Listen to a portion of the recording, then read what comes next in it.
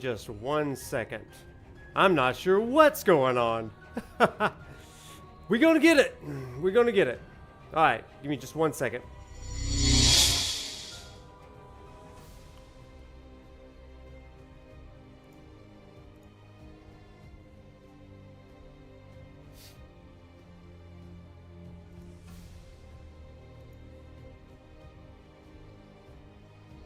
Yeah, I'm working on my video real quick. Not really sure what's going on, but I'm fixing it. I am fixing it. I know that much.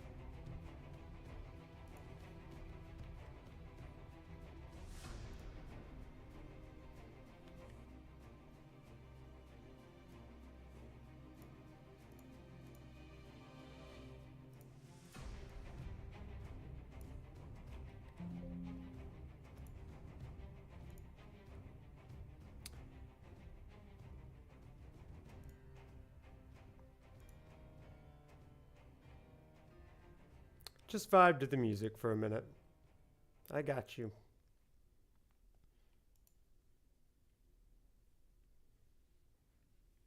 Yeah, fortunately audio's working, but it's insane how things like this happen. For no discernible reason. It's amazing, really. But we gonna do it. We gonna do it.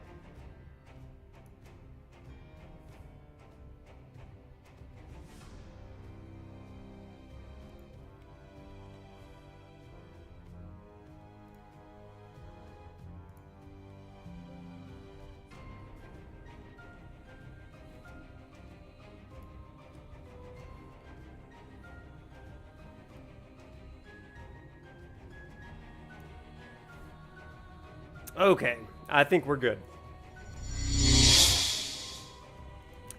Hello. Things have happened. What's up? Oh my gosh. What a great way to start things.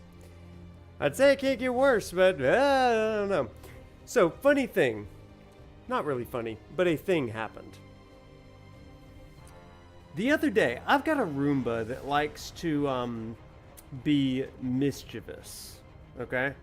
And that Roomba came into my office and it decided to unplug my desk and computer. And I have been dealing with the collateral of that freaking robot ever since. My Roomba came in and somehow unplugged my computer. Roomba was ticked. I've been spending more time with this machine than that machine. So, anyway. But we're here, everybody. We're back. No, Roomba, no. Alright. Well, let's go ahead and get started because this is already going great. So, hope you're doing okay. I hope you're doing well. Tonight, we are going to... we're going to be talking about episode Ardyn, and you can hear the nice, soothing, but also tense melodies of Insomnia Ablaze, a little preview for chapter 14 for next stream, which will be on Thursday. Tonight, though, we're all about episode Ardyn. We're going to be discussing Ardyn, his backstory, and all that kind of stuff. But first, let me introduce myself. Hey, what's up? My name is Wade, aka ProfNoctis. I am faculty over at the University of Alabama, where I teach a lot of different things, but especially this class, which is Judeo-Christian Kingship through Final Fantasy 15. Thanks for being a part tonight. We're going to start out with some added sort of fun homework sort of stuff. Whoa! Thank you, Panda Bacon, for the gift sub. Appreciate you, appreciate you. We're going to start out with some added homework tonight, which is, everybody always say, this game is a wonderful story told in the most nonsensical way. And so we are going to be watching the episode Ardyn prologue together. Okay? I assign it in class. I don't assign it here because, you know, we can watch it together. So we're going to kick off things tonight by watching this 15-minute prologue together, and we will dive right into that. Okay, everybody? Aquaman is drowning. Welcome, welcome, welcome to the chat. Okay, let's go ahead and get that going, shall we? Beware, it is rated T for teen, language, mild blood, partial nudity, and violence. So, just be warned. So, this is subtitled, but you know we'll get through it together. If that's not your brand, but if it is your brand, then you are in luck. It is subbed. So let's watch this together, and we'll get going. Okay. This is pretty necessary for understanding episode Ardyn, hence why we watch. Okay, let's watch.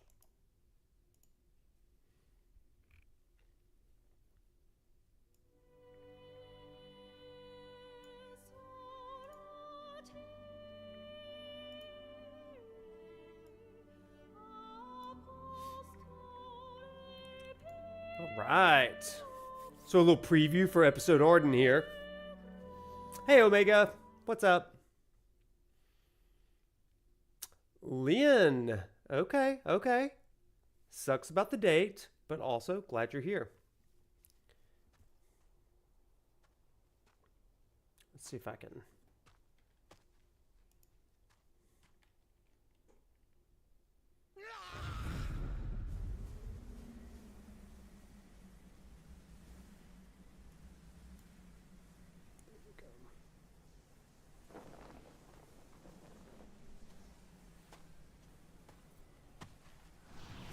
Y'all hear this okay?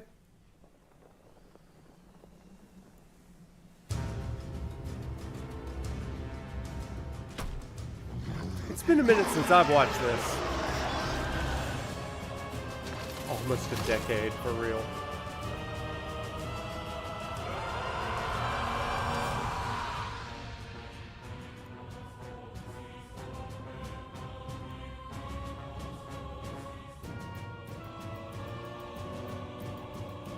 Yeesh.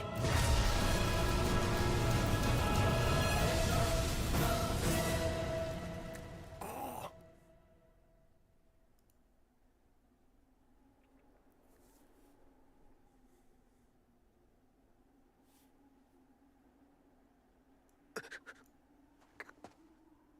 選ばれし真の王の御代からおよそ2000年ほど前、死骸と呼ばれる化け物の蔓延により、この地は衰微していた。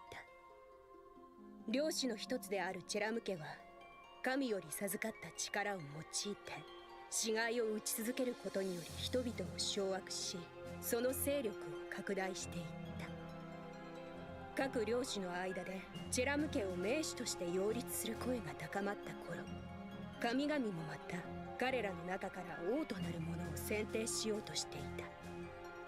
絶対的な君主として史上初の王国を築く者。Hey Lunchbox, welcome back in. 一人は野心家、類いまれなる統率力でチェラム家を束ねる弟、ソムヌス・ルシス・チェラム。一人は聖人、慈愛に満ち、己の力のすべてを民に捧げる兄、アーデン・ルシス・チェラム。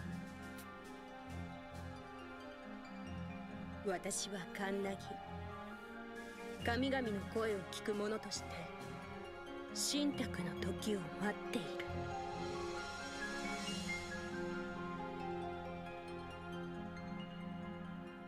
る。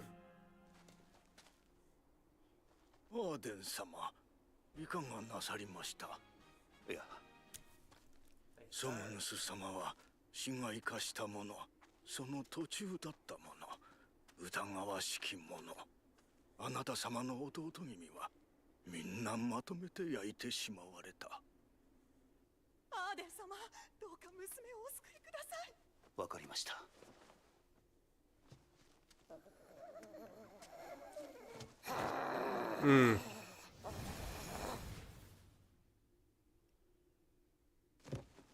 Yeah, notice that absorption of the stuff. Nah, you're just in, Wise. Welcome in. もう大丈夫だ。ありがとうございます。ありがとうございます。よかった。本当によかった。 Oh, hi, Racy. Welcome in. 市街化は病です。適切な治療を施せば必ず救うことができる。決して化け物などと蔑み排除することがあってはならない。しかし、いくら治癒の力があるとはいえ、アーデン様お一人では。ソムヌス様のやり方も仕方のない。おい、もう一度言ってみろ。なんだよ。身内が焼かれて同じことが言えるのか。ならどうすればいい。ふざけるな。俺たちに何ができる。アーデン様、我らの王はあなた様だけです。そうだ、アーデン様。あなたなら。私は王の座に興味はない。しかし病の根絶につながるのなら、より多くの民が救われるのなら、喜んで王となろう。お分かりですか？こうして城から抜け出してあなたに会いに来るのにどれだけ苦労したことか。考え事をしていたんだ、エイラ。一つだけ言わせてもらえれば、苦労したのは君ではなく、あの者たちだろう。婚約者を放り出してフラフラしてるあなたに言われたくないわ。すまなかった。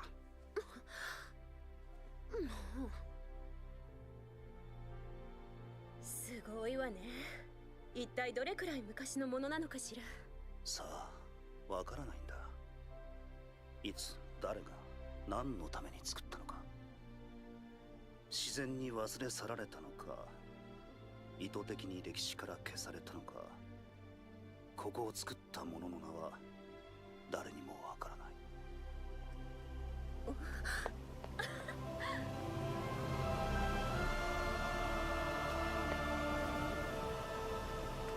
大丈夫。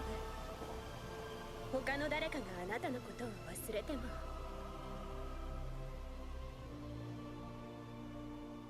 私が覚えているから。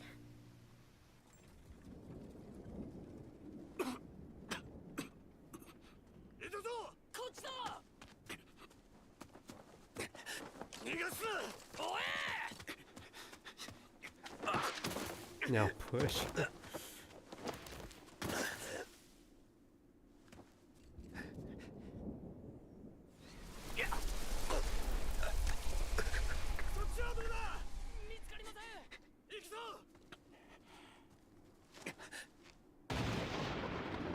This is really interesting, chat.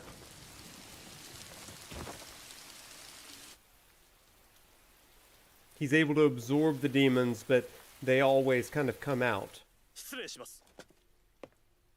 in moments of high stress and anxiety, it seems. Sure, he'll be fine. 今ならまだ婚約者と共に辺境の地で末永く暮らしていただけたのだがな。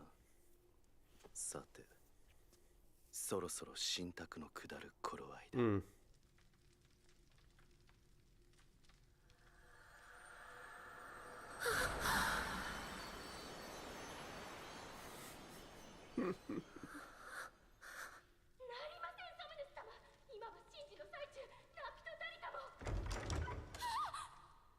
カンナギ殿、神々は何と。ではクリスタルは。クリスタルに意志はありません。で、ソムヌス、信じてよいのですね、あなたを。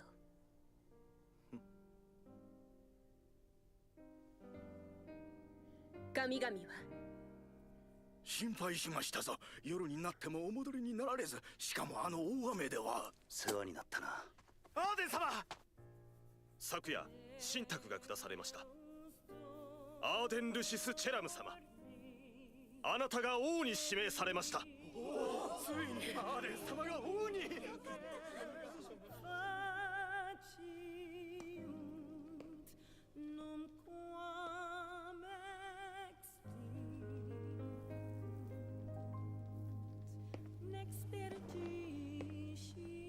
兄上、俺なんだよ。聞け！神々が選んだのは俺だ。皆を騙す形になったことに謝罪しよう。しかしこうして民衆を扇動していた反逆者をおびき出すことができた。それにしても浅ましい男だ。王の座、それほどまでに欲しかったのか。お前は神々はもうすぐソムヌスルシス・チェラムが王 Good である point, と。 Bjorn. ソムヌス、私を切れるか。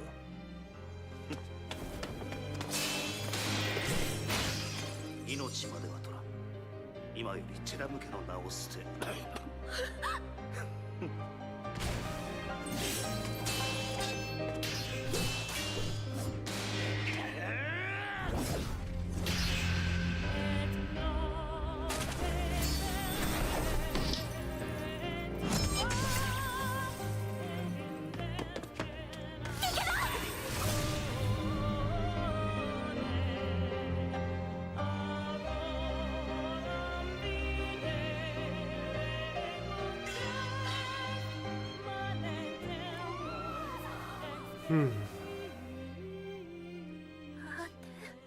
エイラ、しっかりしろ。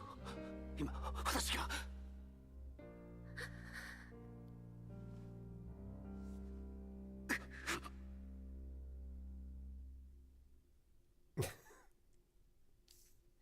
Lunchbox, you're terrible. 愚かな女だ。許せ兄上。これも王としての務め。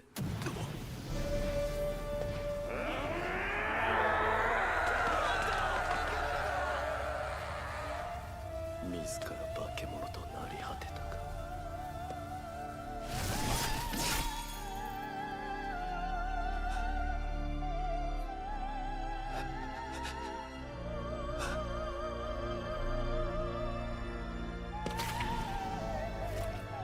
民のために。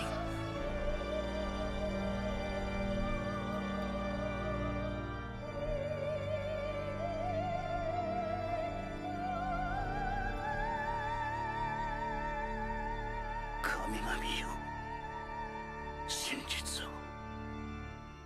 真の王は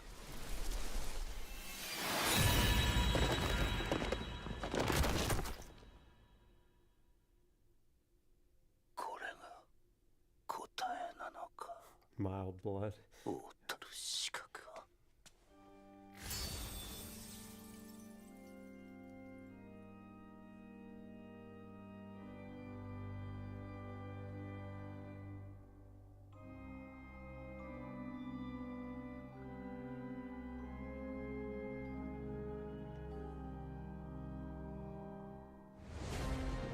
不死の化け物と化していた彼は、Mm. アダギウムと呼ばれ Adagium. 御影島に幽閉され、長きにわたり王家に対する憎悪を募らせていった。ルシス王国の歴史の中にアーデン・ルシス・チェラムの名はない。待ってるよ、 Ooh. ノクト。 Oh, that's good. That's good. Chat, a couple things for us to think about and talk about here as this kind of plays in the background, I guess.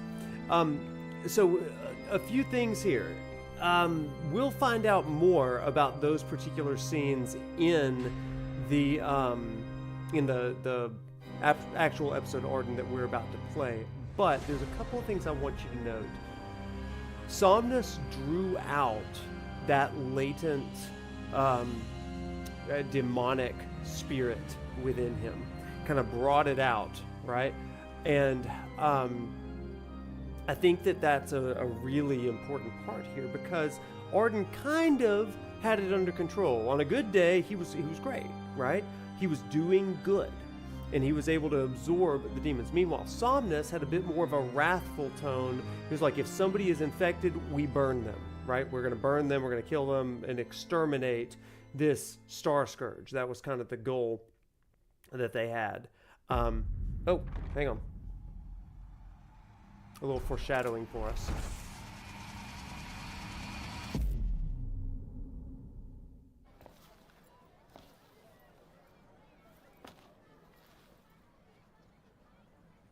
Now, let the fireworks begin! Yeah, let the fireworks begin. Okay, we're about to play it, so we're not going to get into that. So, chat. Here is what I will say. So with this prologue here, I think it's super, super interesting because it shows us how Somnus is drawing out the evil within Ardyn, right? Ardyn wanted to do right. He was doing the compassionate thing, which was absorbing this Star Scourge into himself. Now, the problem is he doesn't have that capability, right? He's got the gift of doing that. Is the chat not up? Chat should be on the right-hand side. Sorry. Okay, sorry, Igan. So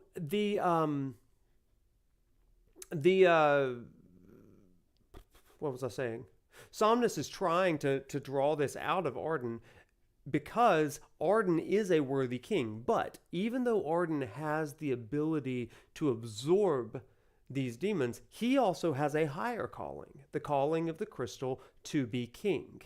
And in the framework of the gods, and you can argue that the framework of the gods is flawed, all that kind of stuff, but he cannot ascend with those demons inside of him because, unlike an oracle, unlike Luna, which we see in the main story, those demons kind of take over. That Star Scourge kind of takes over in one that does not have that oracle spiritual connection. Does that make sense? So Ardyn is cursed with the gift of doing this. Somnus was not meant to be king.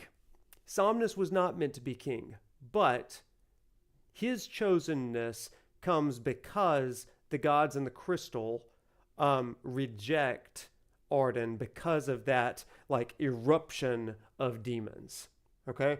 That's part of the issue that Era hears that. And notice, before she's able to kind of say, guard, stop her. And Somnus says, it chose me. I lured you out here. Well, he knows that in his current state, because the demons are under control, he will ascend. And who knows what would happen then. But the issue is, Somnus drew that stuff out of him. And how did he do it? Well, he attacked him. Number 2, he kills Era. Now, that's a really interesting thing. Because what does Ardyn do? Ardyn kills Luna. Ardyn puts Noctis through the paces, very similar paces that he had, to draw out his unworthiness. And yet Noctis continues to ascend. Okay? That's a really kind of interesting thing. He wants it to be a level playing field, so he kills Luna for that reason, because Somnus killed Era. And it kept him from ascending, so he's doing similar things to Noctis. Really kind of an interesting piece. So some of our other questions will be answered when we play episode Ardyn, so let's go ahead and do it. Okay?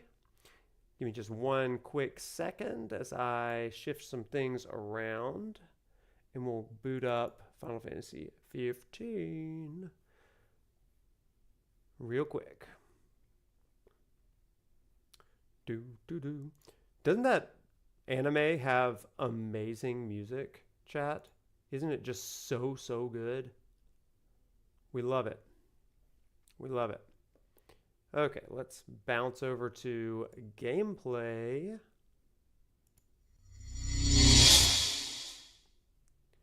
All right. Everybody good? Everybody... Nope, we are not good right now. We are not. Everything is all shades of insane. So give me just one quick second here. That's not what we want. We want... Man, my Streamlabs is so jacked up tonight, and I do not know why. Did it need an update? I don't know. Everything's so crazy right now. Everything's so crazy right now. All right.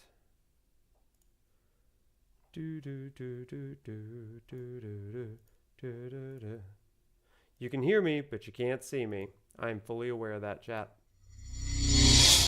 Again, give me just a quick second here as I try to fix some things. I don't know what is happening with everything here tonight.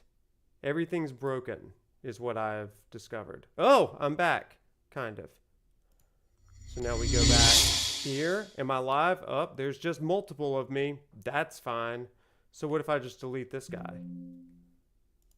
Okay, we're back, chat. I don't know what's going on. It is a ProfNoctis. It is absolutely insanity tonight.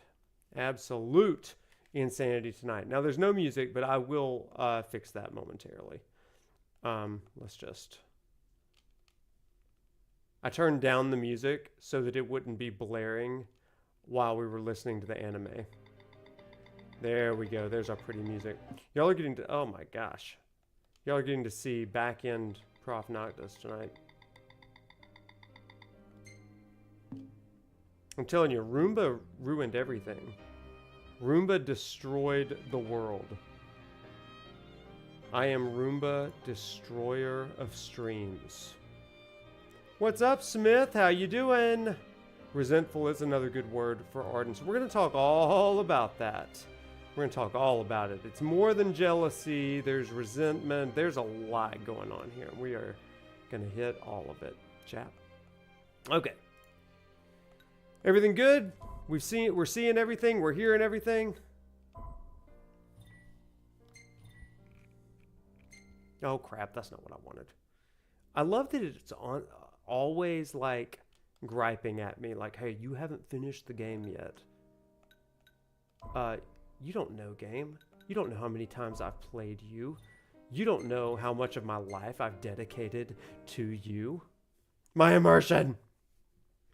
If you're about the immersion, play it on your own. All right.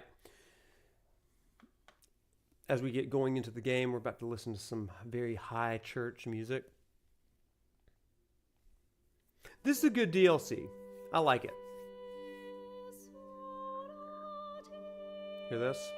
The music in this one is chef's kiss. Good guy, Ardyn. Yeah, hey, listen, if you're feeling for Ardyn, then you understand this game.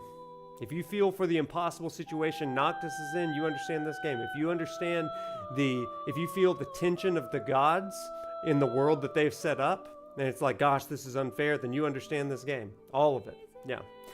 With that, let's go ahead and get started. Normal difficulty. We should probably do easy just because of the way the stream's going tonight, but that's okay.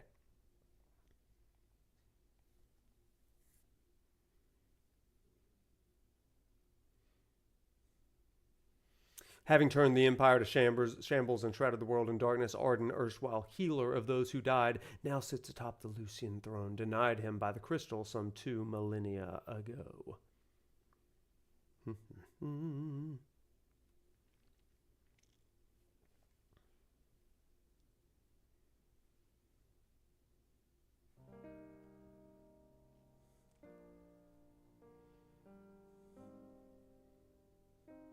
Okay, modern day. Long ago, there lived a man, blessed by the gods and revered by the people as their savior. His name was Ardyn Lucis Kylum. And he was to have served as the first king of Lucis. What a haunting image there.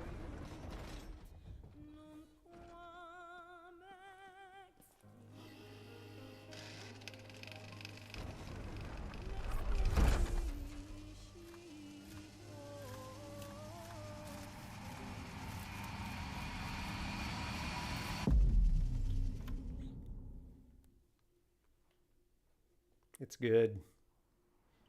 A taste of things to come. Tension between the two countries remains high, with neither nation showing signs of backing down.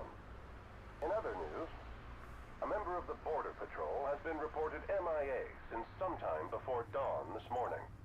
The missing officer has been identified as 28-year-old Mars Sapientia. Although Officer Sapientia allegedly reported for duty at his appointed time, fellow officers say he disappeared soon after and has not been sighted since. Officer Sapientia is a tall, fair-skinned male and was last seen wearing his Border Patrol fatigues. Anyone with information on Officer Sapientia's whereabouts are requested to contact the Crown City Police immediately. Here we go. And now a word from the Public Information Bureau. Today marks the anniversary of the founding of the Kingdom of Lucis. The Founders Day Committee has prepared a number of attractions in honor of this auspicious occasion, including a parade around the Citadel as well as a statue of the Founder King himself. All are welcome. Oh, we want to go see that statue.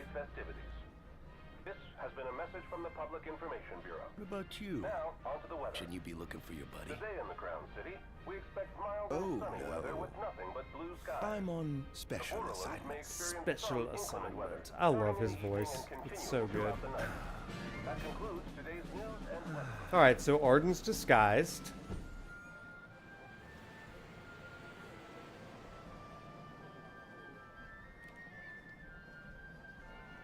Yeah, he does a great job.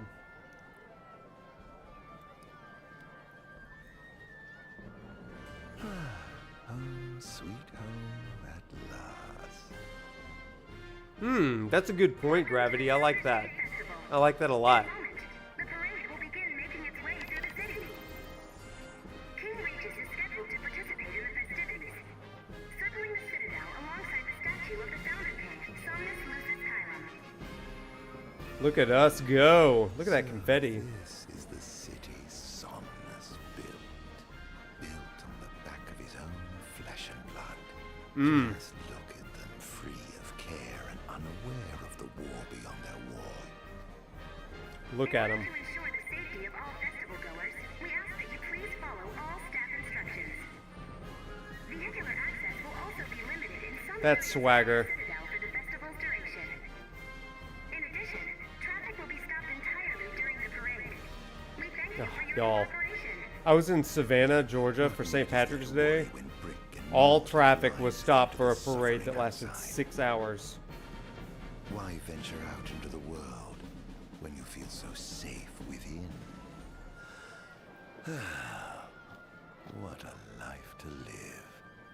Let's look at old Somnus here. This is the statue of the Founder King? I see the sculptor took quite a few liberties. What, Rip?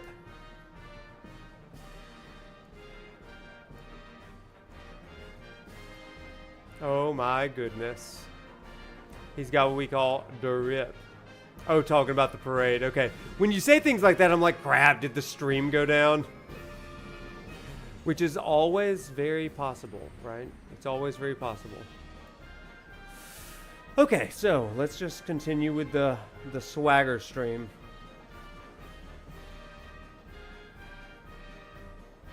For when I get stuck in the traffic, yeah, it was bad. So what do you think, son? Not every day you get to see the king's personal bodyguards up close. They're so cool. I want to be a royal guard someday. And that must be the king's castle.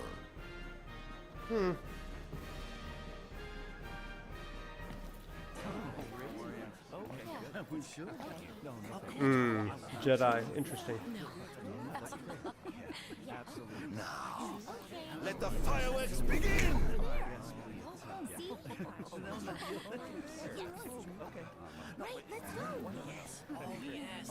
Oh man, awkward. Oh dear.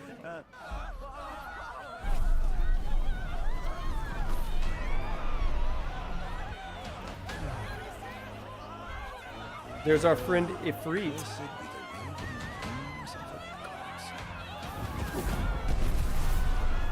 Come to me, Ifrit. Oh, hi there, Ifrit.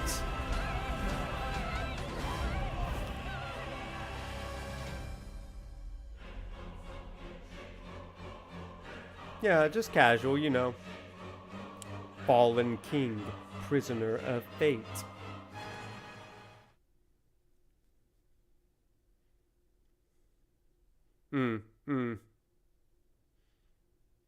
Quite a way to open the DLC. The year is ME 734. Spirits are high in the crown city as all of Insomnia prepares to celebrate Founders Day. Yet, the citizens of the Lucian capital, we will never know. We'll never know. My computer decided to load faster than ever. Darkness awakens.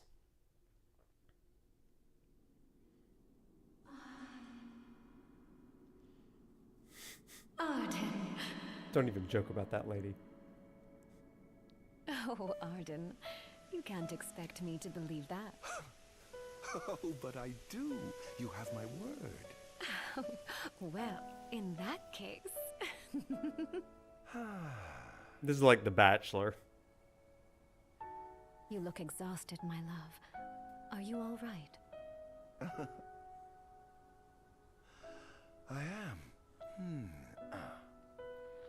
The gods bless me with a power and a purpose to cure people of what ails them. Ah, but is it a blessing or a curse? Ugh.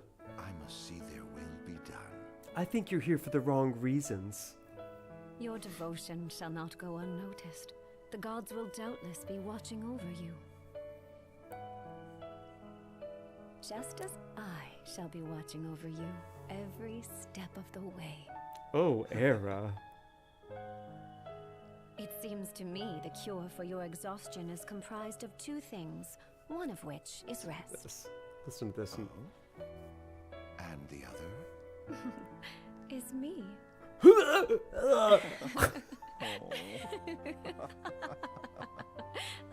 Woof. Oh, Era. Would you accept this rose? Will you be with me? Always. I'm watching The Bachelor right now. As well. Like, I know it ended a few weeks ago, but I'm like, catching up. Don't tell me. No spoilers for that. Oh, Era.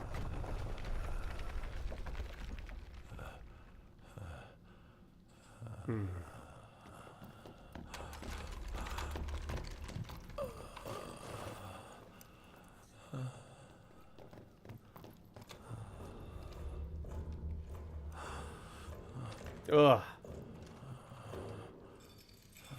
Youch.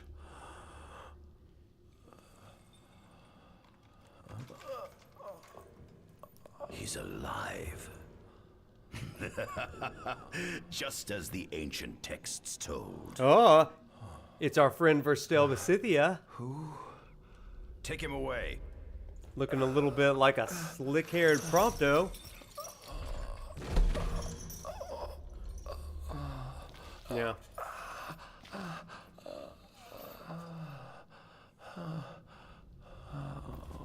I don't know if it is or not. Oh, gravity. Bang. Nailed it.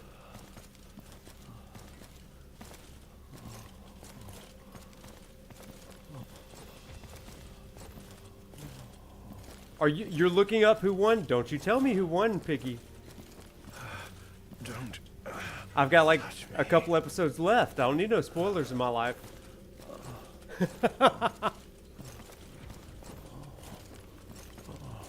Status report. Everything is fine here. Roger that. We'll transport the subject to your location. Go. And we'll have the medical team ready as planned.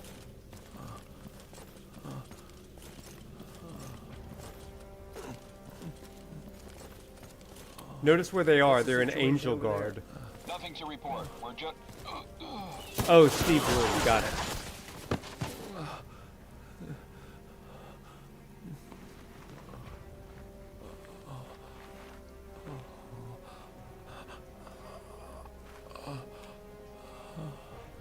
Okay, everybody. Ardyn looking remarkably like Jesus. Adagium? That's not my name. Oh. You are so mean. Stop. Oh, you jerks. At once! Ardyn enters overkill.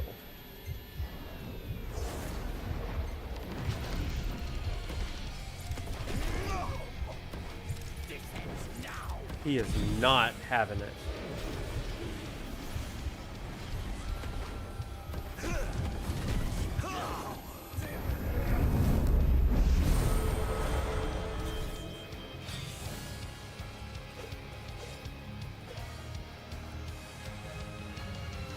Okay, okay. No, you don't.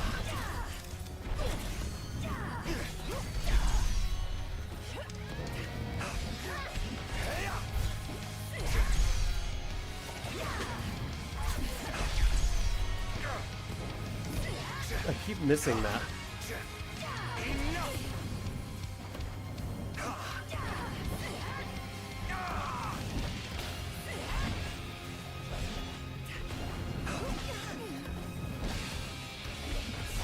This music, though, so good.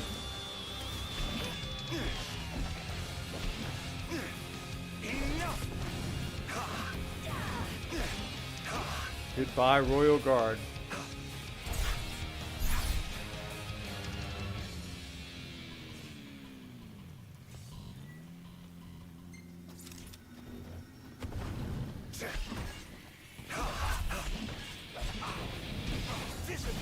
Blindside. Wow, Ardyn.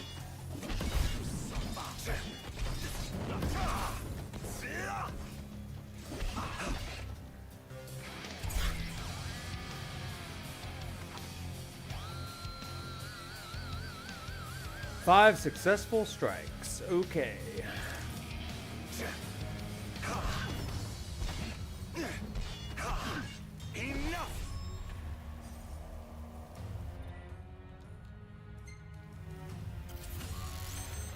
Get him!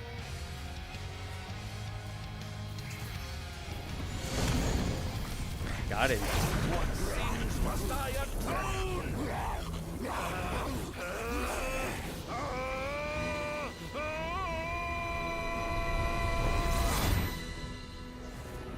These memories. Could they be his? So he is absorbing the memories of the people as well. So this absorption thing really becomes a curse for him. Interesting. Yeah, I love that walk-up time. Of the scourge. I bestowed it upon you. Incredible. His power's unbelievable. Oh, Prompto.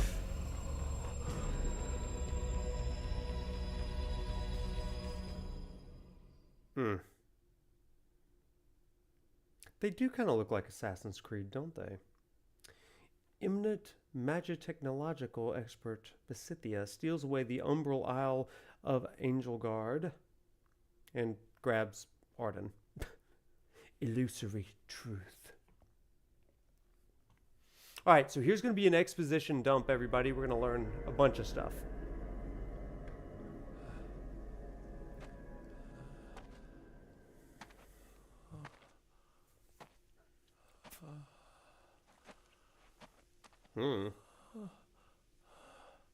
Era.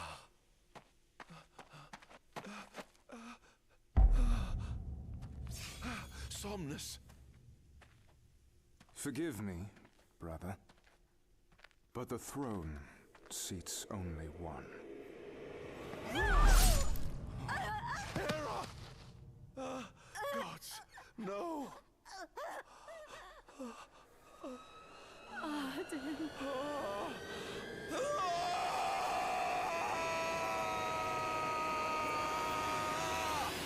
Ardyn. And again, just all that resentment and hatred building in him.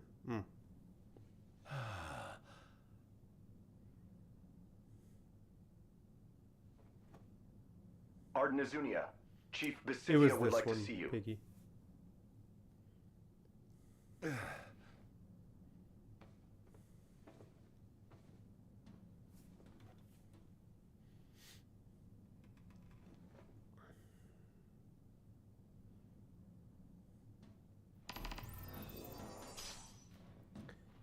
Okay, we got a journal. I love that he just keeps his journal in Ardyn's room. All of his journals just randomly scattered about next to his wine, which is a super restorative. Nothing here to interest me. And Basithia's Might journals as well interest head you? out. Let's look at the journals real fast. We have, I was but a boy when I saw my first demon, a wild canine run afoul of the plasmodia. The fear that should have consumed me itself was itself engulfed by an intense excitement, much like the dark miasma that spreads across the land and blots out any trace of a light or life. I don't know why I'm trying to read fire. Some might deem me a madman, vilifying me for researching a wicked plague that brings naught but death. However, be it the magic technology of old or the demons of our day, understanding that which we fear is a vital step toward enlightenment. Interesting. Here, this one talks about the plague that ravaged our star, dying out for a time, and with it went all the knowledge of the monsters it spawned. But what caused this scourge to resurge? I hypothesize that it began with the rise of our population that began in the latter half of this millennium, while the adoption of magic technology has vastly improved life. The territorial expansion enabled may also have reactivated plasmodia. Interesting. And then we've got the Rakasha blade.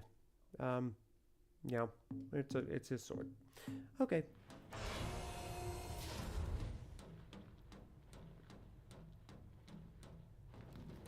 Yeah. I dare say this outfit wasn't tailor-made. Oop. Excuse me real quick. There we go. Sorry, I had to move a cursor that was in my way. Not the most enthralling view. Well, it's kind of pretty, Ardyn. This man leaves his journals everywhere.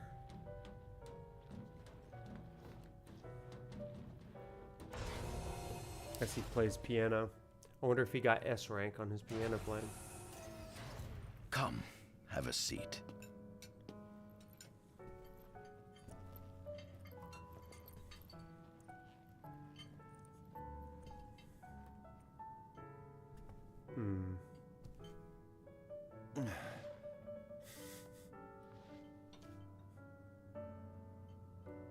Gods above, we thank you for the bounty you have laid before us. Don't want your food getting cold, do you?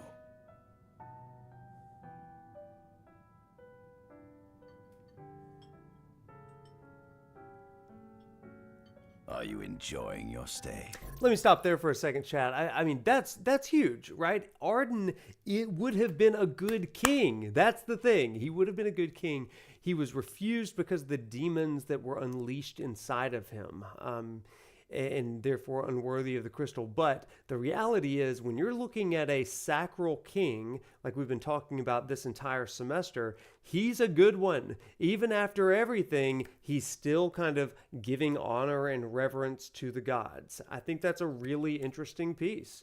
Ardyn was the kind of, would have been the kind of king that would have evoked compassion, at least in this sacral kingship sort of mentality. Goddess, you don't think that he would have been a good king? Say more. Okay, let's keep going. No. You've been asleep for years. Learning to appreciate the waking world will take time. Perhaps I can help enlighten you while we dine.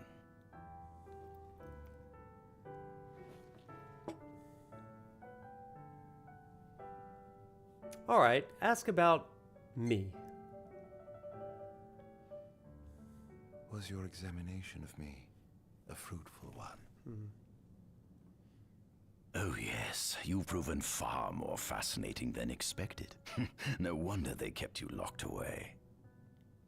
To His think voice the is powers of so a demon deep. could dwell within the heart of a man. It's incredible. The Star Scourge doesn't sap your life force. It gives you more.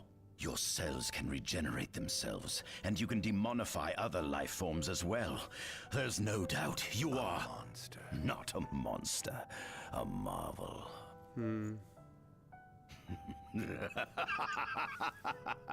I can't wait to unravel all your mysteries.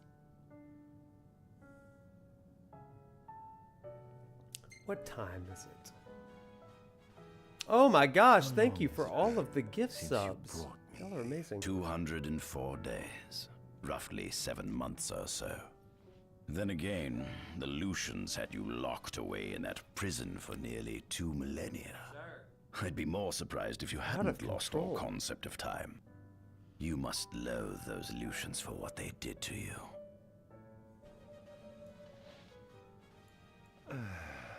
Holy moly, there's a lot happening. Thank you so much. Let's now ask about the food. Okay. Oops. Huge shout out to Jedi Piggy Prime. Thank you for all those gift subs. Amazing. Cloned? We cultivated somatic cells, used them as donors to fuse the nucleus transplant cells to the recipient oocytes, and then we... Enough. I've no ear for the ramblings of a lunatic. What is it you want from me, anyhow? What about me interests you so? You said it yourself, didn't you? You were chosen by the gods. And frankly, with powers like yours, I'd say you're nearly a god in your own right. We need those powers that you possess. With your strength on our side, we could finally put an end to the gruesome war with Lucis. You too must desire the fall of the kingdom that cast you into exile. My desires are all in the past. The man who wronged you may have died long ago, but his descendants live on to this day. Surely you must bear them some feelings of ill will. My feelings are none of your concern. Okay, let me mosey over here.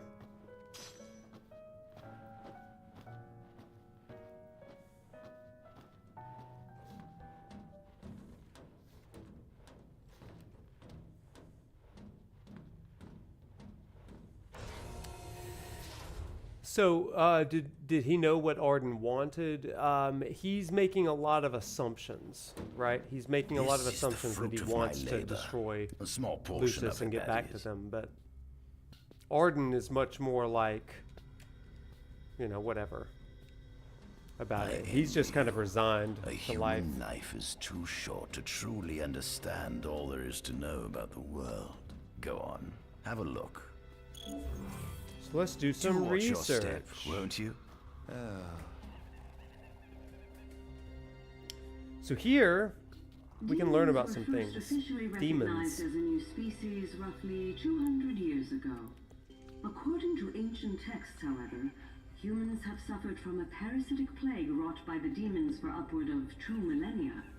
Demonification is caused by a mutant strain of plasmodia that takes root in living creatures and changes their cellular structures. Infected creatures begin to disperse miasmal particles, the spread of which is known as the Star Scourge. Yeah, there's a ton you learn here. Is a replica made from plaster poured into a demon-shaped cavity discovered deep underground. Demons sublimate when their vital functions cease, so this particular specimen must have vaporized after the mud around it had already solidified. Scientists believe this subject burrowed into the earth in order to shield itself from the light. Well, you're going to get a good lore dump here. So that's kind of a quick reminder that people are laced with some DNA that can cause the Star Scourge to take over and for them to be demonified. This is our world. So here's some deep dive sort of stuff, and I think that, yeah, there's a ton to talk about here. I'm gonna, yeah, we'll go through it. It has been estimated that Eos came into existence some 4.5 billion years ago. Ancient myths tell tales of 6 protector gods who first alighted upon Eos in the ancient Solheim era. Fossils thought to be remains of the oldest members of the human race were discovered in the Vistala region. Some claim that humans discovered fire in the Sukarp region even before the dawn of the Solheim civilization. According to legend, the fire god Ifrit first bestowed his burning wisdom upon a man who later sat the throne of Solheim. All right, chat. So we've heard this stuff before, right? This is just a quick The recap. mechanized civilization of Solheim is presumed to have originated in the Disgaea and Klang regions. Exactly when the civilization rose and fell, however, remains the subject of much investigation. The enormous crevasse separating the regions of Klang and Disgaea is known as Telpar Crag. It is here that the War of the Astrals is said to have taken place. When Ifrit tried to reduce mankind to ash, the other gods fought back, and some claim this clash caused the collapse of Solheim. Kind of interesting. Telpar Crag. It is said that Ifrit, having lost the War of the Astrals, was interred atop the Rock of Ravito.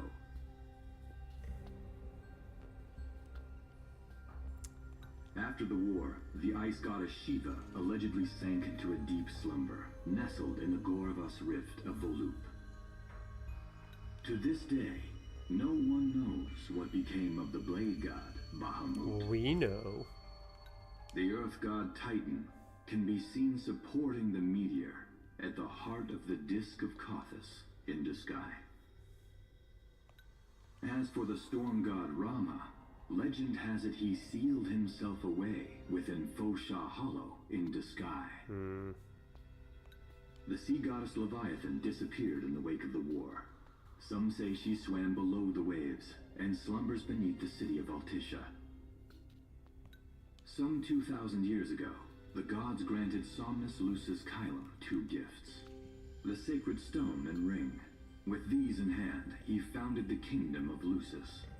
In the centuries since, Lucis has managed to expand its territory while struggling to suppress a parasitic plague.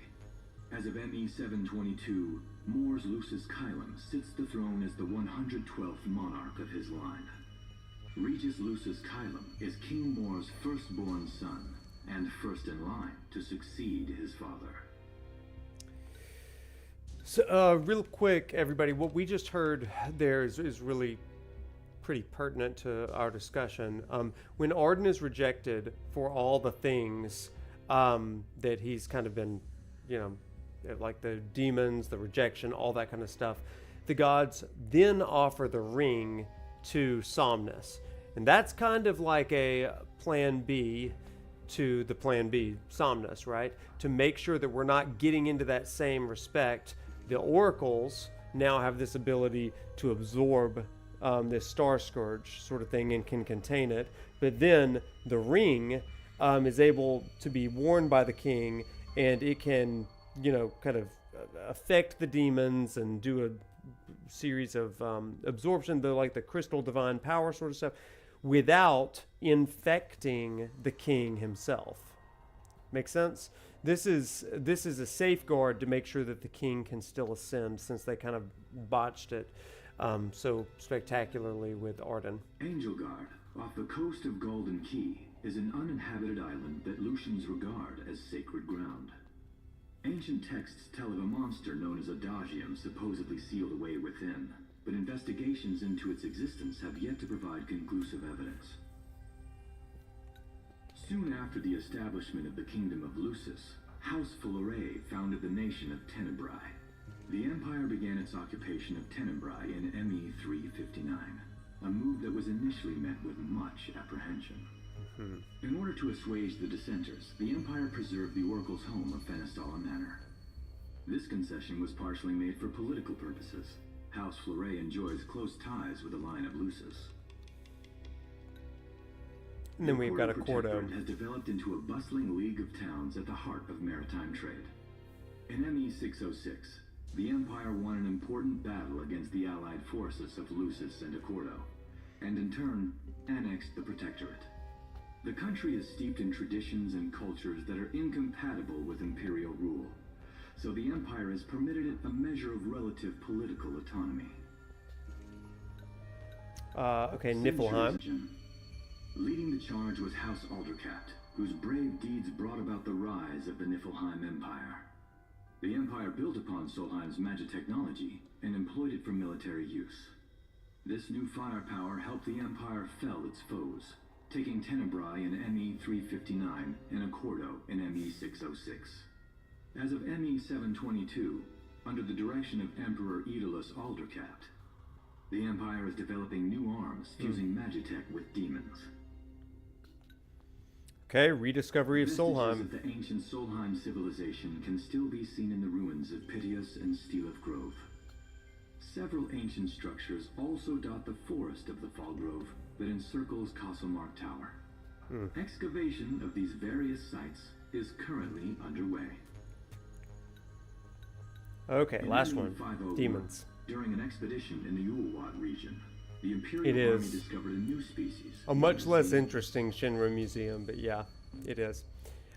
It's interesting stuff.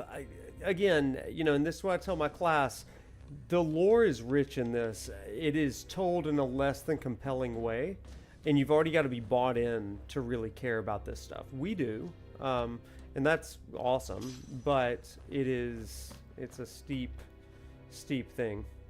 So here we're going to learn a little bit about this picture here, the cosmogony picture, the king and his men. We see what I presume to be Lucian warriors and the kings of Fjord. Everybody also notice how similar, I mean not identical, but how similar Somnus looks to Noctis. And you know that that just infuriates Ardyn, right? I've learned a great deal about the first king of Lucis, but I never knew he was second in line.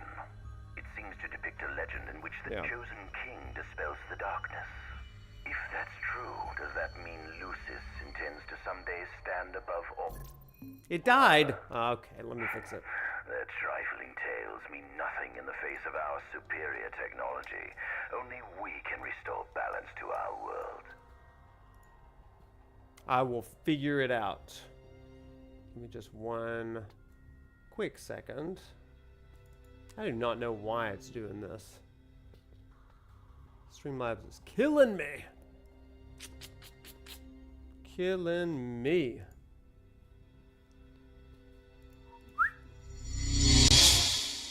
Okay, now we're all live here. Let's just play around with it a little bit. Why is it being so bad to me tonight? So bad. Why have you forsaken me, Elgato camera? Oh, I'm kind of back. You know what? Oh my gosh, I'm gigantic though. That's a problem. Now everything is huge. Everything is terrible. You guys. Roomba like destroyed my PC setup. Furious about my Roomba. Okay, let's just try that. The Roomba came into my home, into my office, and it decided that it was going to wreak havoc on my office. And it did. It did. You did get to get a good look at that background. So you can see you can all chat. This typing is evil. Why is this, oh goodness. Why is typing so evil? Okay, am I back, everybody? Nah, chat's supposed to be on the left. Up there. It is. The layout's messed up. It's the same as it's always been. Yep, sorry. Oh my goodness, we've already heard you. If that's true. Woof, woof, woof. At the top of the painting, we see the Oracle herself. The bloodline of the Oracle is one of the oldest in years, originating with Eromirus Flore. Only they possess the power to commune with the gods. This painting depicts the Oracle as some goddess of light herself. She'd doubtless prove a powerful ally if she could be persuaded. There's no frame, so I think you may be getting confused with the... I could be wrong, but I haven't changed anything about the chat box. That was the Final Fantasy VII stuff. There was a frame around it. We've been doing full screen for 15 for quite some time. Yeah, that's the way that it's been for Final Fantasy 15 this whole time, but in Final Fantasy 7 it was not.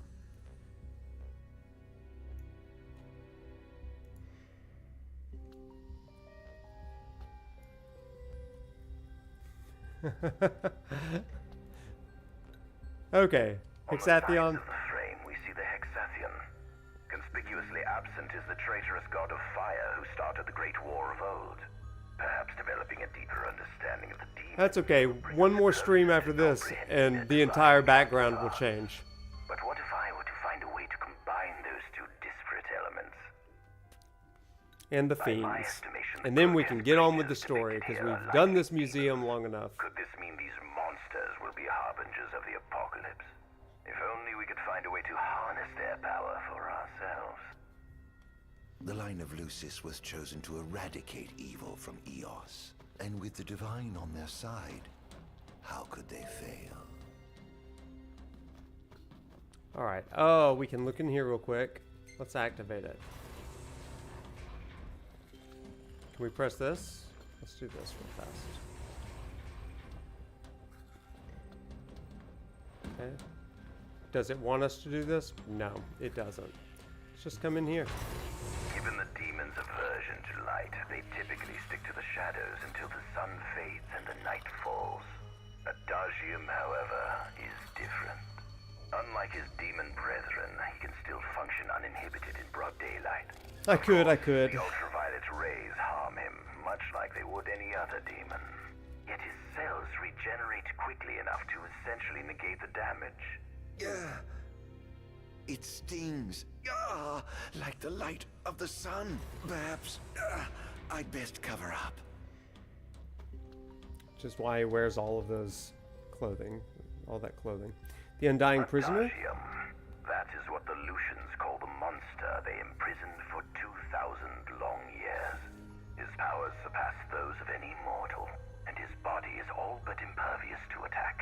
It's no wonder the Founder King sealed him away on the Isle of Angel Guard. He undoubtedly feared this monster might challenge his reign. The capture of Adagium. Smiles upon me. Though the Lucians kept him locked away for 2,000 years, I've managed to secure Adagium for myself. The raging winds and stormy seas may have cast all others away, but the waves parted for me that day and led the way. While I've yet to conduct any official research, the potential he proved in combat was most promising. I estimate his powers easily surpass anything mankind has ever seen. Perhaps this streak of luck has just begun. Fascinating, isn't it? It is very fascinating. It's a lot. Over the It's a ancient lot. texts and found scarcely a mention of you. I barely believed you existed till I saw you with my own eyes. With your help, my research is proceeding smoothly. You have my thanks.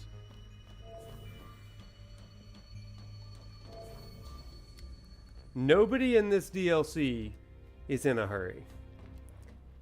Nobody. This must be how the gods feel looking down upon our world. Here we have a model of imperial territory. It includes our present lands as well as our future acquisitions. Feel free to have a look.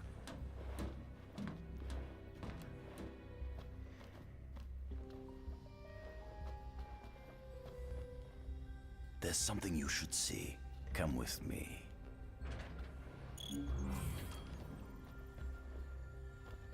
Alright, I let's found go. something most interesting on the Rock of Ravito. If my experiment on this specimen succeeds, it might provide the information you've been looking for. This way. Yeah, but some games are meant to be played in a hurry.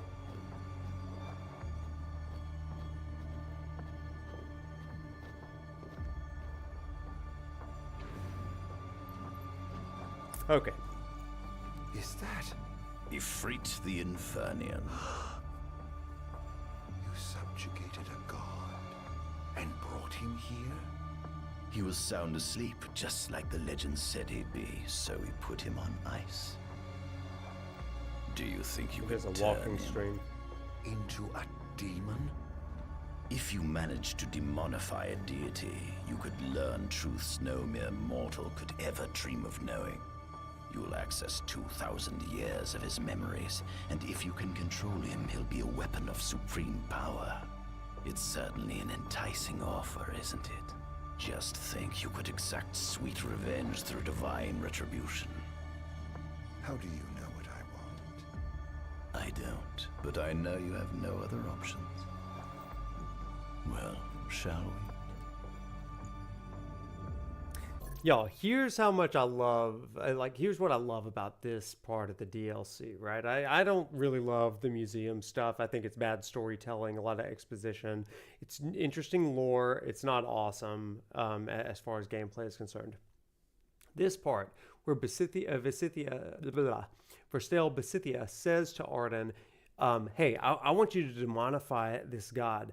It goes back to that phrase that we've used in several streams, where it says, in God's mercy, God made mankind in his own image. And then man returned the favor, right? I think that's a really cool sort of analogy here, because what Besithia wants to do is he wants to be able to control the divine. And it is really interesting that we've equated Ifrit with wrath. So he's wanting to co-opt the power of wrath and deify it in some ways and weaponize it for his own purposes. There is a lot to be said. I think we talked a lot about that in Final Fantasy XVI's religious deconstruction streams. But it's a really, really, really cool thing to depict on here, that some people are able, or they in some ways manipulate the divine to try to enact their own will.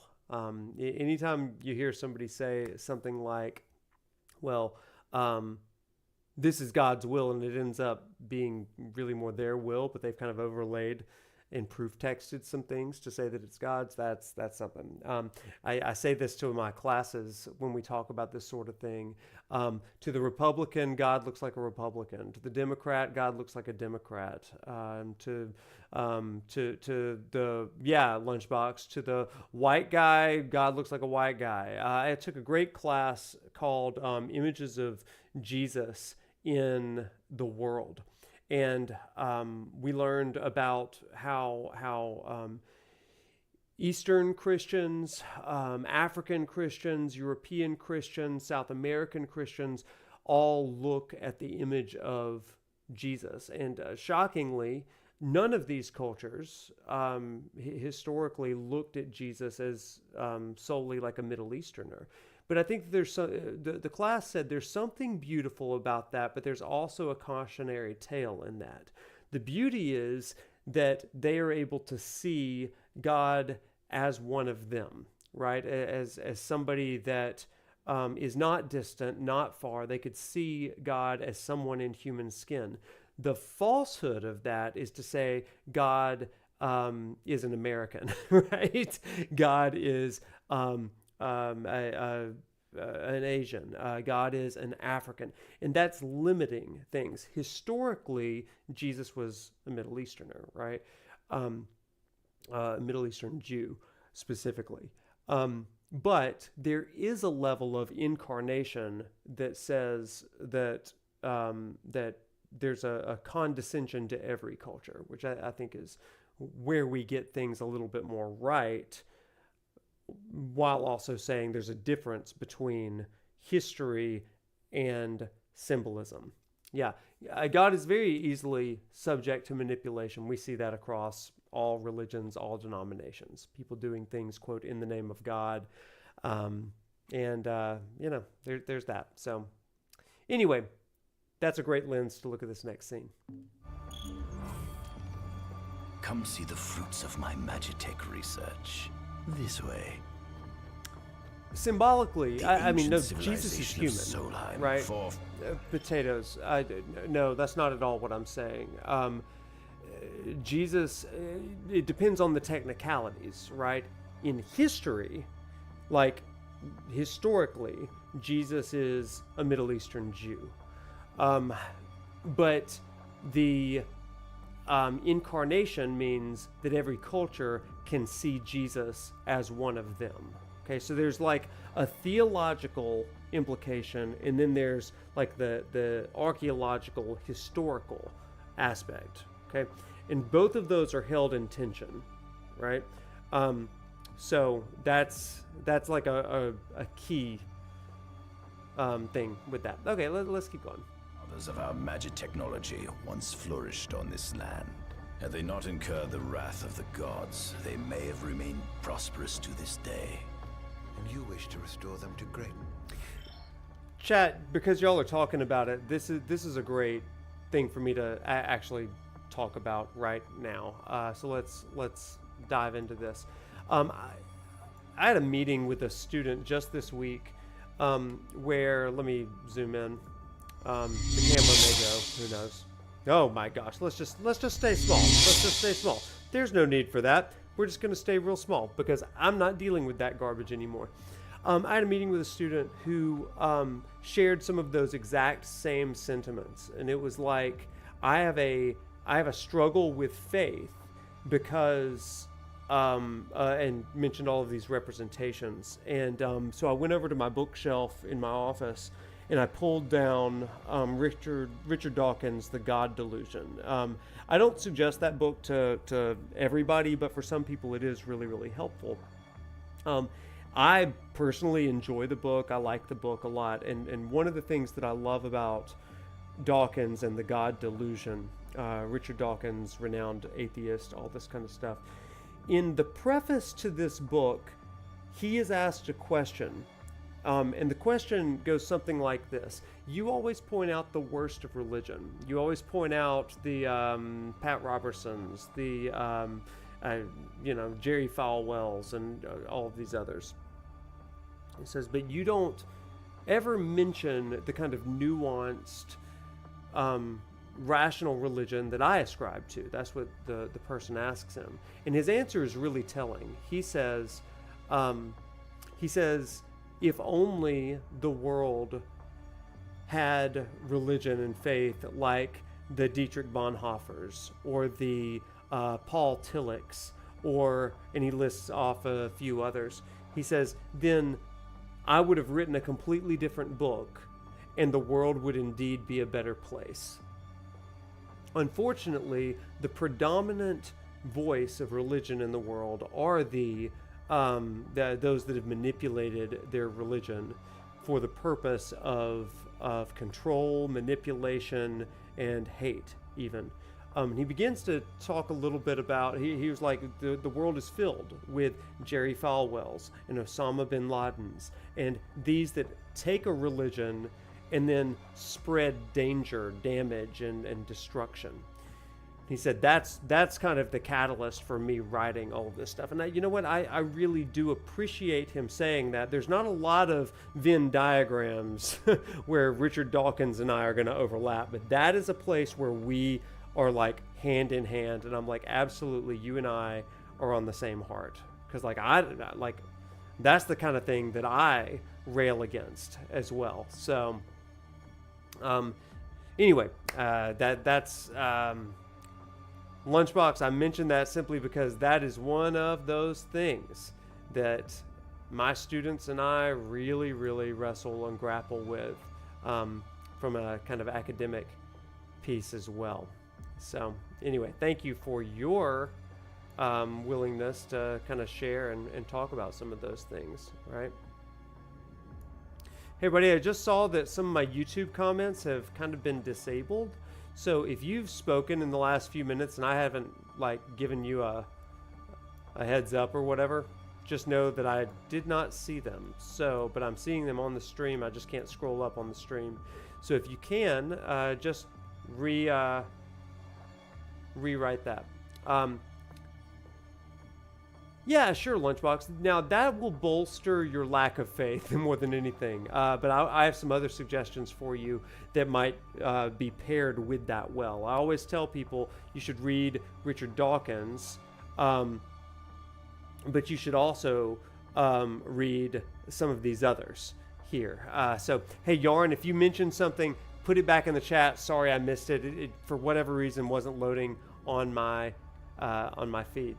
Jeffrey, yes, I did see The Eyes of Tammy Faye. What a movie! To surpass them, which Great is why movie. I need you to lend me your strength. But I'm certain magic technology and demons are the keys to unlocking the door to a new future. Yeah. Yarn, I actually agree with that in a lot of ways. A fundamentalist atheist in some ways, which is a funny way to think that. Say that. Yeah, I'll post it in the Discord after the stream with links to both. Lucians? But how? Both of my suggested books, I'll put in there. Adagium sighted. Requesting backup from Nimbus Squad. Shutting down communications until all clear. So you've come. Yeah, you got it, Lunchbox. I'll help you out there. Or die trying.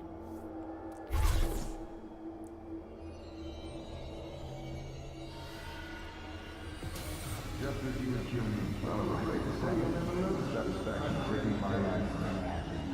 So I may be done by David's arms on the power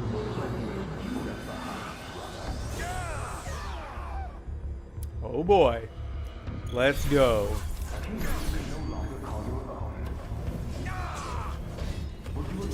You just wait. You're gonna make me lose my mind. Up in here, up in here. Perhaps you ought to step away your sadness.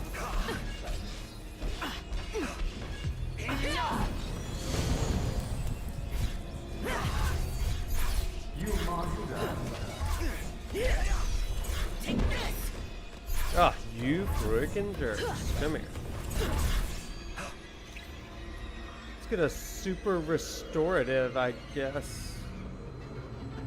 Oh, we don't do that with Ardyn. I forgot about that. We do crazy things with Ardyn.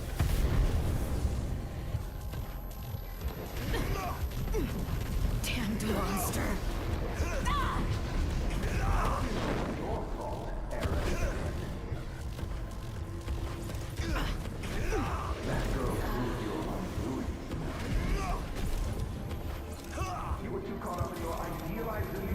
Oh boy.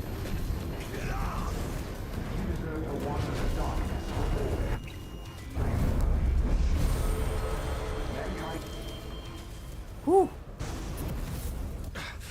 Blast. Ninja murder nuns. All right, Ifrits.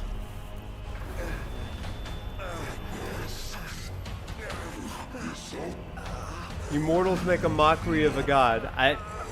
Which is exactly what we've kind of been talking about, right? You must stop him before he destroys everything. Yeah, he does, Leon. Good eye. Good sight.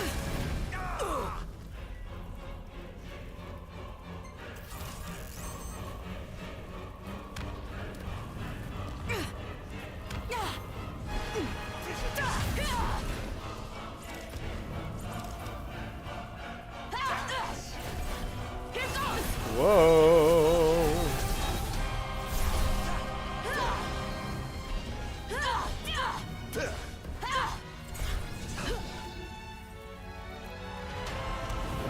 Up.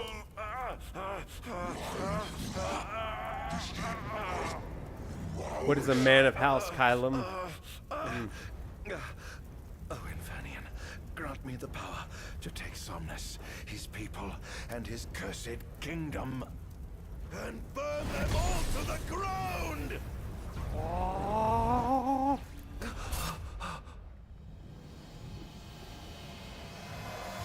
No! This is where he realizes.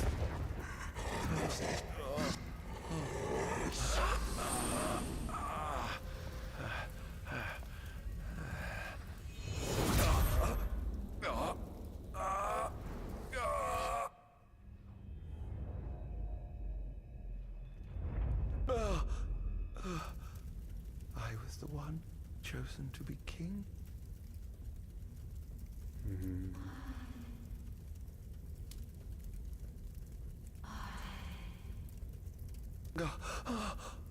Ardyn.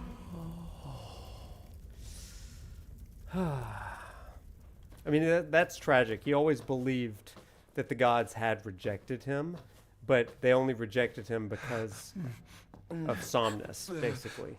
Ardyn. Era.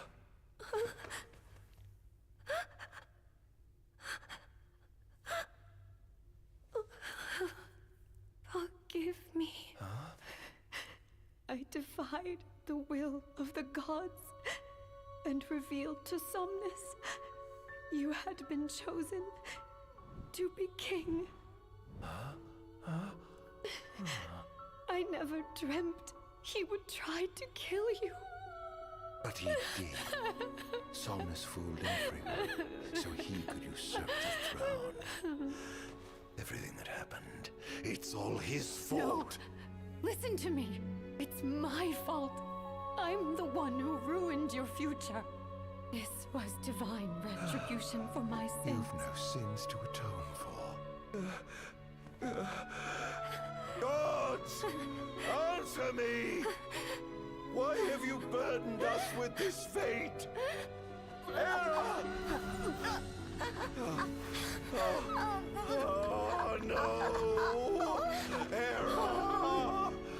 Please! In the names of the gods above, fulfill your calling, Ardyn, and punish me for my sins. Kill me. That's right. Kill her. Put that monster out of its misery, just like I did.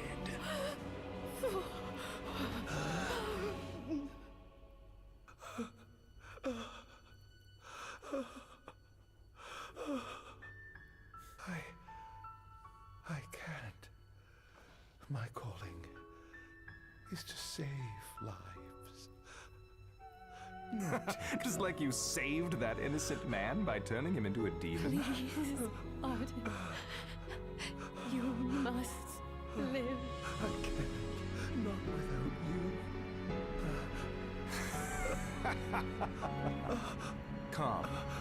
Why not give the lady what she wants? Ah! Oh my gosh! This is the worst! Ah!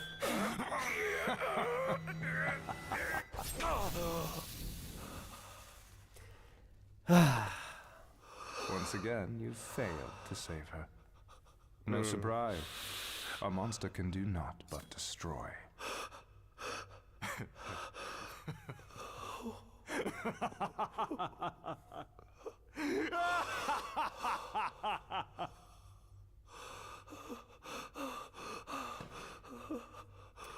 Yeah, it confuses me every time. Because I'm using a Switch controller for a PlayStation game, and it gives me Xbox signs. I'll never forgive you, Somnus. This monster may not be able to destroy you, but I'll see to it that I destroy everything you built.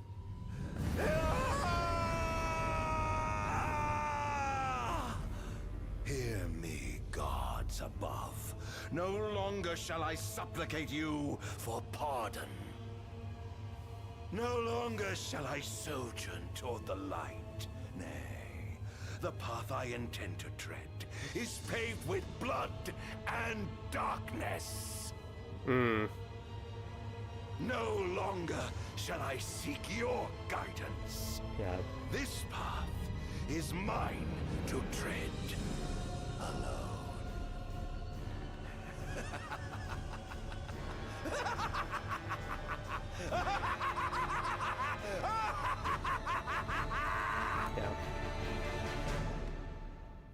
Yeah, a lot there, right?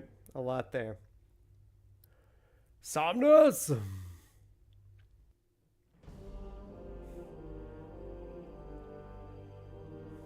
The Empire's demonic experiments bore fruit before long, precipitating the production of a Magitech infantry.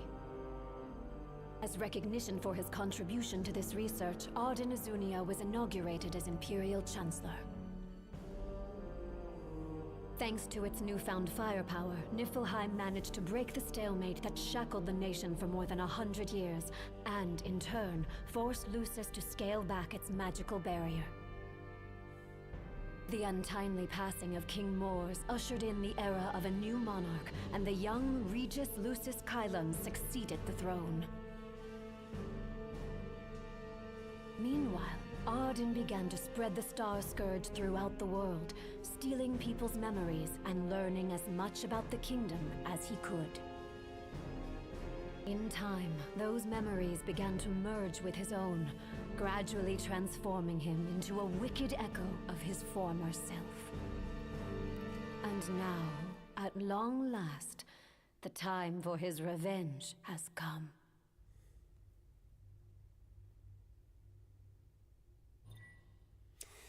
This is a question that I ask my students, right?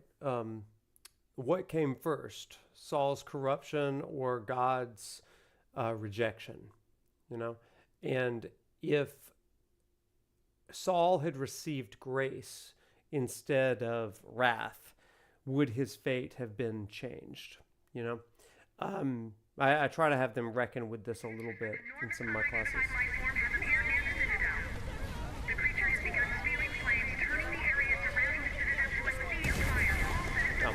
Testing, 1, 2, 3. Is this thing on? Greetings, people of the kingdom of Lucis. Yes, right. Do forgive me for interrupting the festivities. It's an interesting debate that we I have. must tell you, this day of rapturous revelry shall be your last. Call it divine retribution. False kings and fraudulent nations are fated to perish. Yeah, Smith. Yeah. Yeah, that's a big caveat, Lunchbox. Who is he? We've yet to ID him. A young Regis here. Whoever he is, it's clear he wishes us harm. You stay here. I am going to put a stop to this madman. Madman. Well, time to set to Yeah. work. I think it's an interesting argument either way. Attention all units, this is your captain speaking. Code Red, I repeat, Code Red. Follow your commander's orders and get the situation under control. Everywhere you go today, wonders of technology.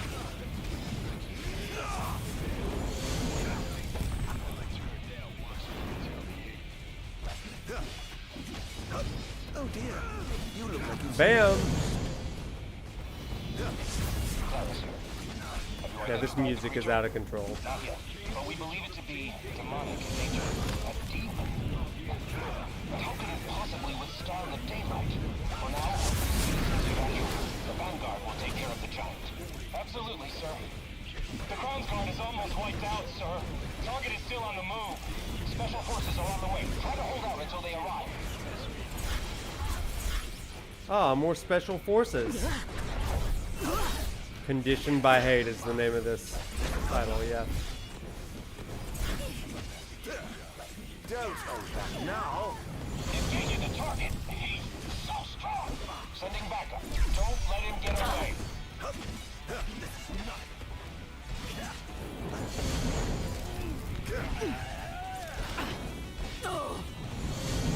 Lots happening.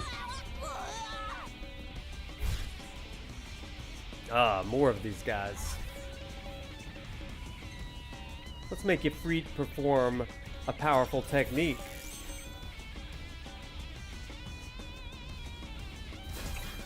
I pray you won't disappoint. Faraga.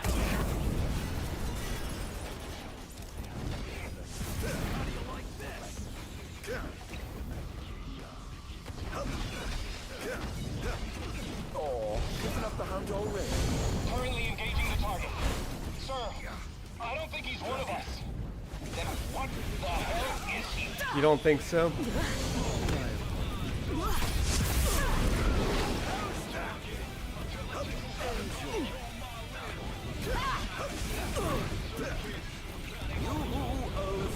Oh, Ifrit!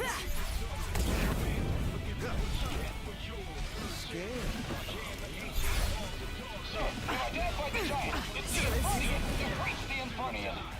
Astral? Yes, sir. One of our officers seems to be controlling the Infernian, but we can't get an ID on him. What? Find out who he is at once. I must say. Seems to be some kind of disturbance. What's going on? Why, whatever do you mean? Now I need you to locate and destroy the devices amplifying the wall. As you wish, just sit back and enjoy the show. Let's go destroy some devices, everybody. Dastardly devices be. Okay, so there's a bunch of devices all over the place. Boom, boom, boom, boom, boom. Let's I've marked go. the location of all the devices they're using to amplify the wall. They seem to be positioned on rooftops around the city. Find them and destroy them. With pleasure. I'll be sure to keep you abreast With of my progress. pleasure. No rest for the wicked. No rest for the wicked. You're right, Ardyn. Going up. Oh, there's one.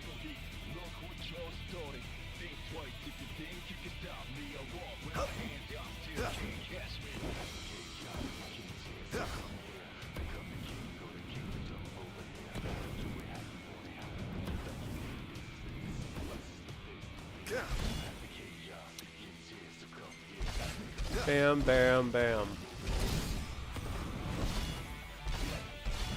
So up here is a statue of Tonatris the Fierce.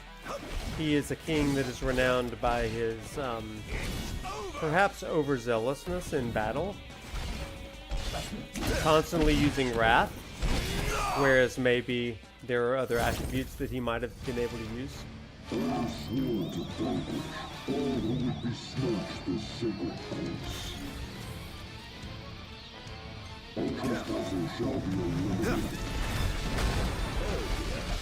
kingdom's defense budget is surely nothing to scoff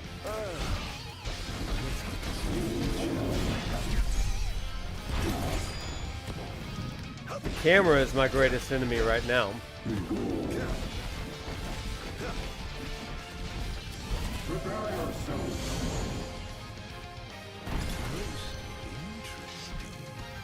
It seems there's another line of defense we have to deploy.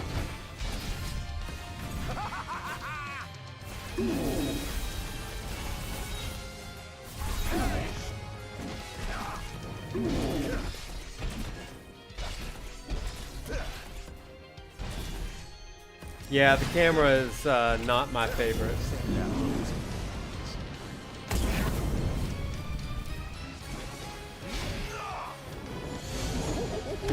Praise be to the gods above!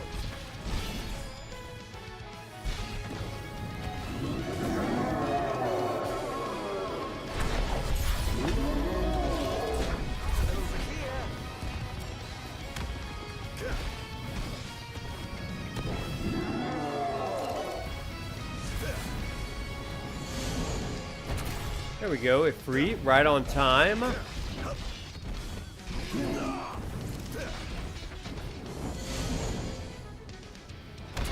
FF7 battle theme, yeah.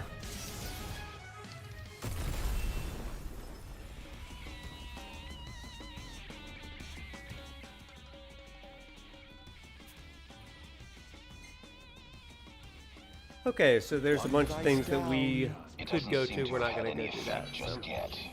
Keep going for now. Let's get to it. Why do they have, Sir, one of the wall amplifiers has been destroyed. But why would he target them? Is this a nip attack? Why do they have wall amplifiers? Great question. I imagine it's to keep Regis strong without the need of like exerting his own strength for the crystal, from the crystal. Those are going to begin in the fall. But speaking of Final Fantasy 16, we will be streaming the new DLC next Tuesday. We'll be done with 15 on Thursday, so next Tuesday we'll begin that.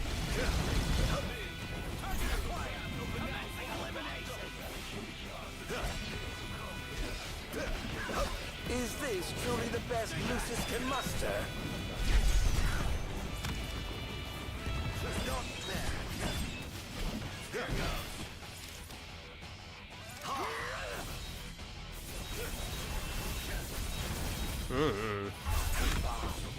Got him.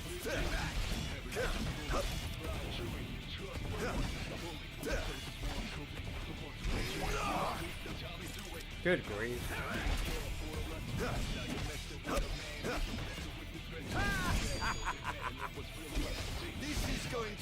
There we go. Oh.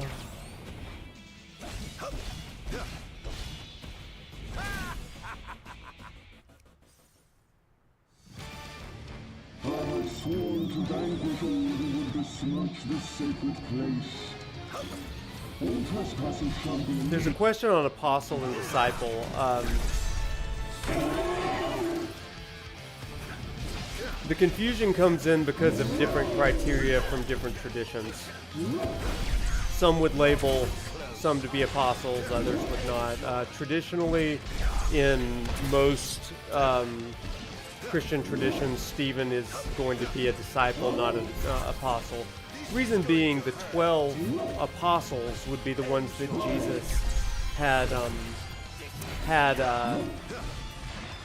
directly appointed, but also that would include the apostle Saul Paul, who was specifically chosen by the resurrected Jesus. But again, other traditions, I mean, I don't get hung up on the nomenclature of it all, because some are going to say, you know, it's any of the 500 some odd who experienced the resurrected Jesus. To me, it's not necessarily the most important thing in the world. But again, that's just me. Consult your particular religious tradition, because that becomes a thing of dogma rather than doctrine, I think. I will never fall.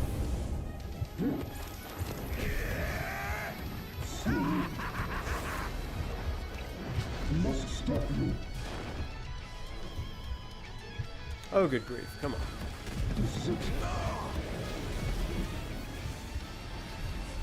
There we go. Come on. This guy was awful.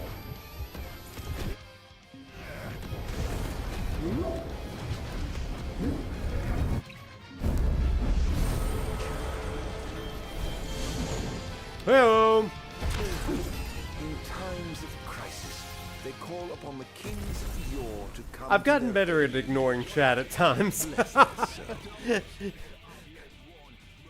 So, you know, it is what it is. Perhaps I'll see that long lost brother of mine. Things are going swimmingly. Wonderful.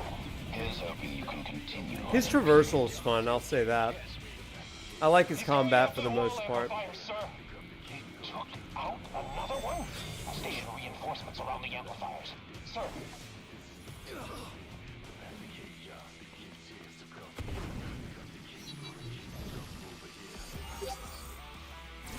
Ah, there's one. Stay back. Forgive me, but I'm in a bit of a hurry. Forgive me. His theme's pretty good. I have a lot of love for all of you, but sometimes I need to focus on the battle. Chat does kill me. You're right. I've learned that about myself. We're looking forward to getting back into 16. Allegedly much more difficult. Yeah. I have gotten better at letting it not get to me. So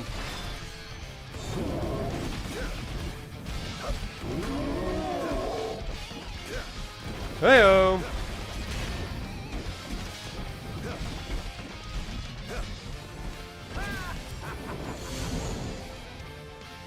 The king must be in his castle.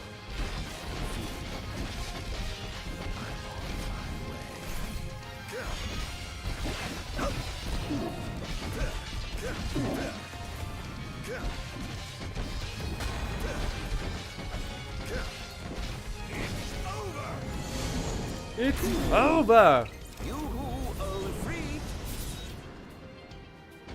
Oh, I will stream it in hard mode. Yeah, I will.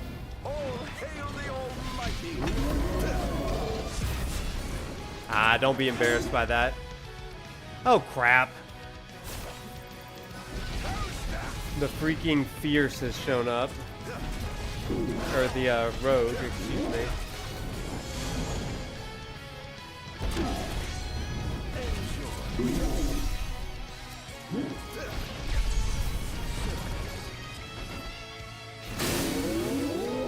Oh.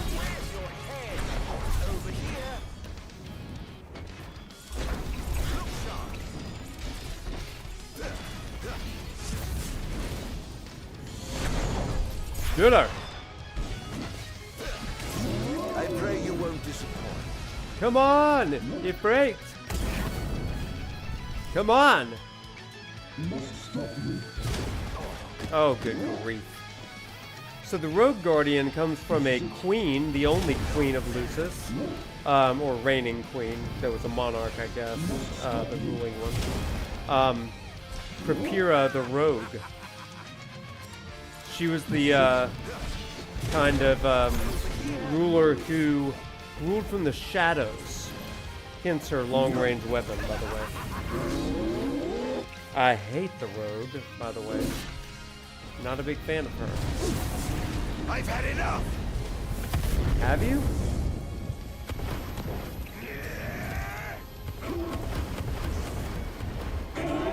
The camera is my worst enemy of all time.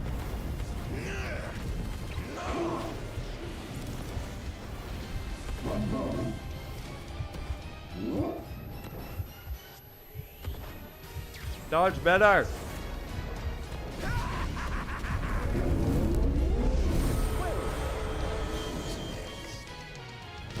Yeah, we'll talk about old Propera the Rogue in chapter 14, Thursday.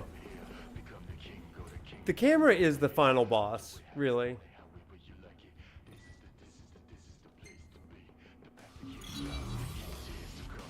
Alright, let's... Almost done. How does it look? How does Quite it promising. We should be able to break through the barrier with a well-timed assault. You ought to evacuate lest you get caught in the crossfire. I'd rather not. But there's something I must attend to first. This is a good song. What? That wasn't part of the plan. I finished my work. Now it's time to play. But we... No, you just stick to your plan and keep the boys in black busy for me. Now, It does. Off to see His Majesty who lives in the house that Saul must build. What's the situation? I'll pull up lyrics real quick. He's been destroying all the wall amplifiers. Who is he? We can't identify him. But he's a skilled combatant, and he seems to have the Infernian under his control. I fear we must prepare for the worst, Your Majesty.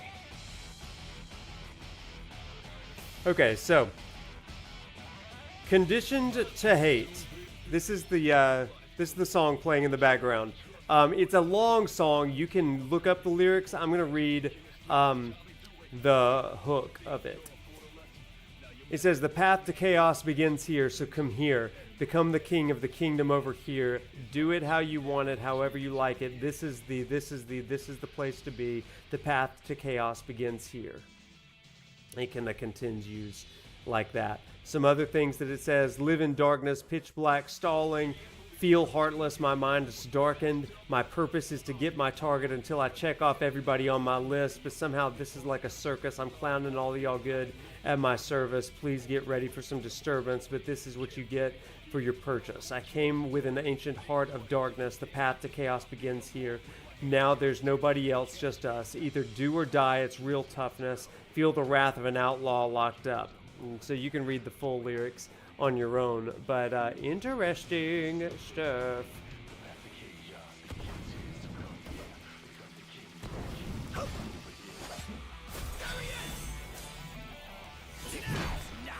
I don't believe Shimamura wrote this one. She didn't do the DLCs. Those had guest composers. She was still the musical, like, director, I guess. Like, she directed the flow of the music and stuff, but there were contributors for all of these. So regarding saints, that's a really interesting question that y'all have here. In the New Testament, the Apostle Paul, in the letters to various churches, he always says to all the saints at Corinth, Philippi, whatever it is. And so it's really interesting to hear him refer to them as saints, especially because throughout the rest of the letter, he's going to absolutely trash them by saying, you are a bunch of sinners, right? And so there's an interesting sort of tension between that. Now, the way that saint is used, say in like sainthood and actually making someone a saint, that is not open to everybody.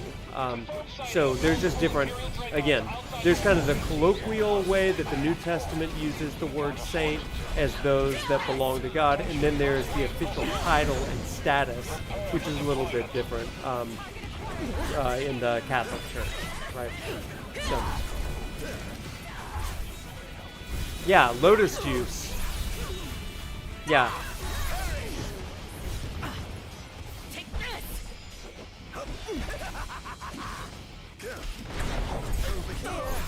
Over here.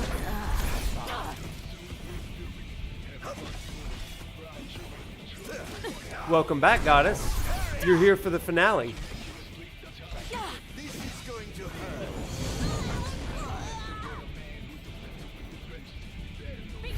Ah, more ninjas.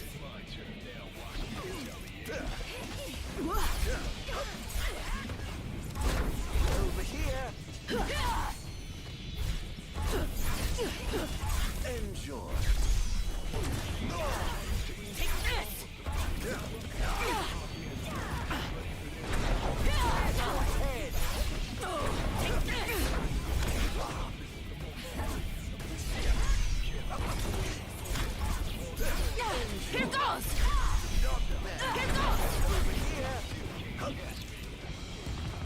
I hate it when there are more ninjas. I've got a little bit of a confession to make with episode Ardyn. Of the DLCs, it is my least favorite. I know a lot of people love it the most. I don't.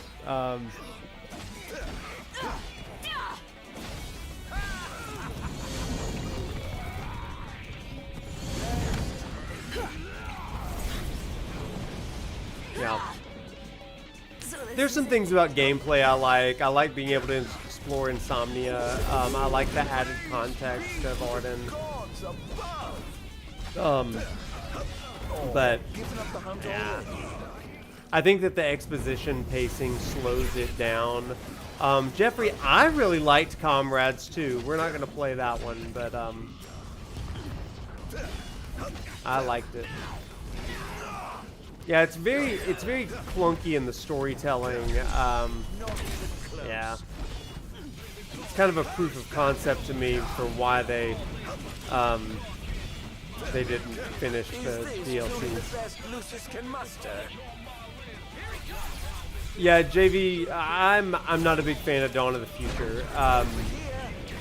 It has some interesting ideas.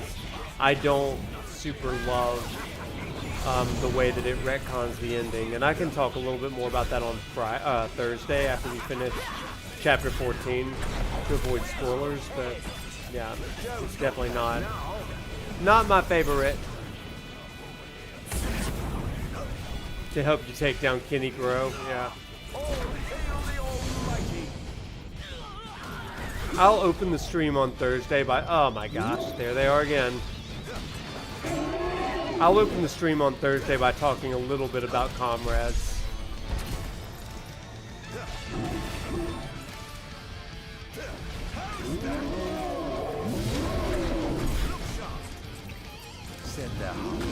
Come on.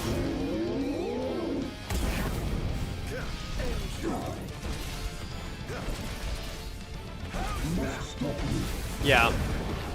I don't mind this one being in the canon. I think that I really would have despised episode Noctis and what they choose to do in the book, but that's just me.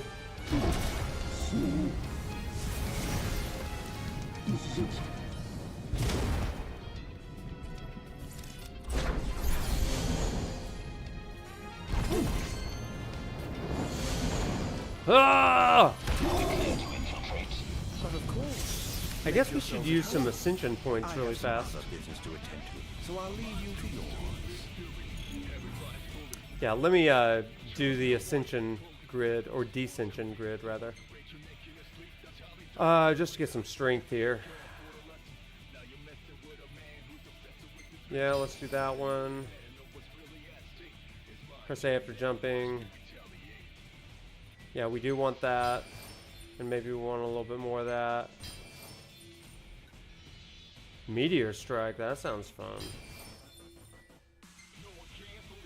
Oh, flames of rage. We like that one too. Let's try that. Anybody else here? Phantom fade.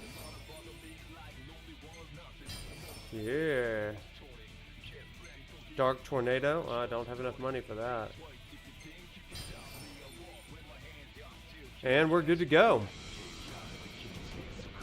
Let's go. Oh my, what big walls you have.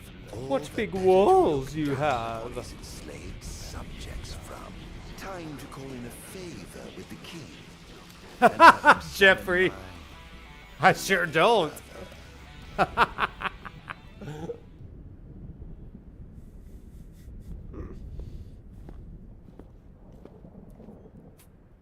Oh my gosh, Lunchbox. What an amazing parallel. Oh, you must be His Majesty. I'm pleased to make your acquaintance. Why are you here? Why, for you. The Royal Arms. Who are you? You ought to know, being a man of royal blood yourself. Adagium. In the flesh. Here to bring the bloodline of Lucis to an end.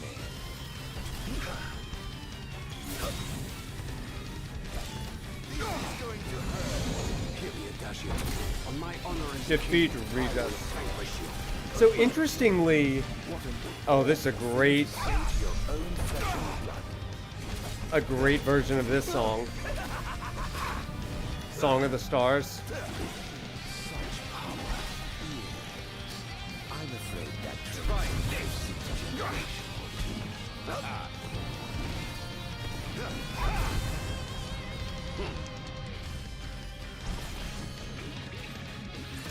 Try this, not even close.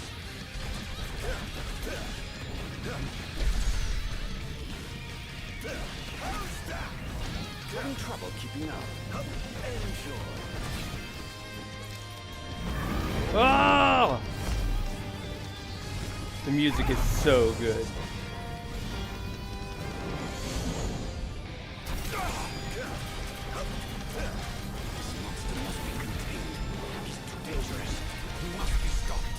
Must I? Really? By whom, may I ask? What a shame. I expected more from that legendary king of Lucis. Woo! Would certainly hate to disappoint.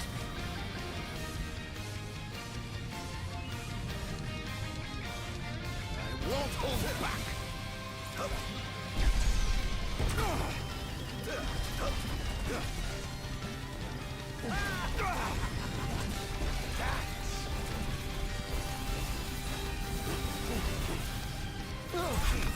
Hmm. Are you alright? You're beginning to look the worse for wear. Oh! Hey! No! Good. So confident. Youth. So misguided.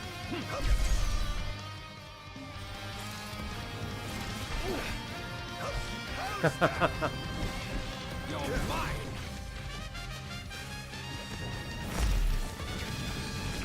Take this. Oh, come on.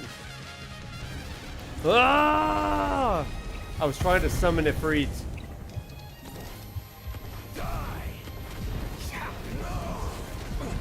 Oh, back it up. Crap, I'm gonna die.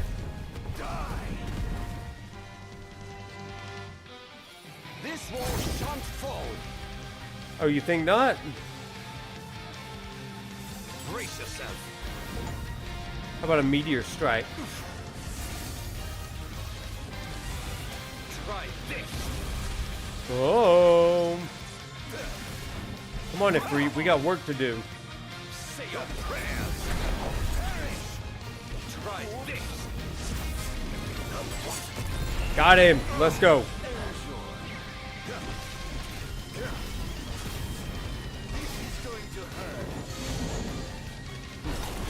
This is going to hurt. Can't let it win.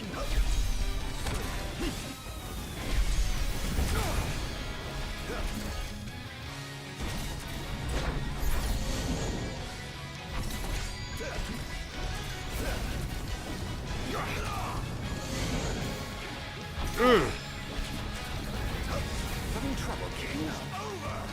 Having trouble, King? Ah!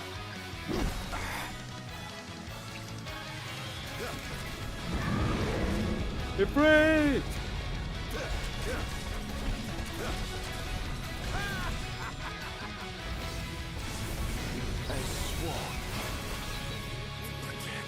Got him. Done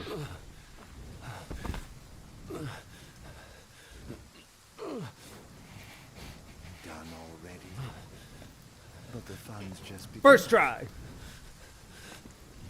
That's what I'm talking about. How do you know about that?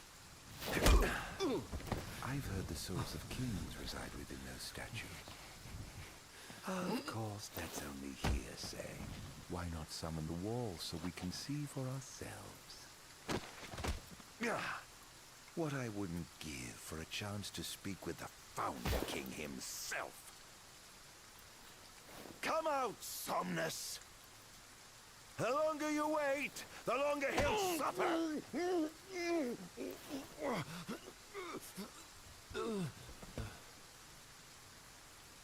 Huh? Hmm?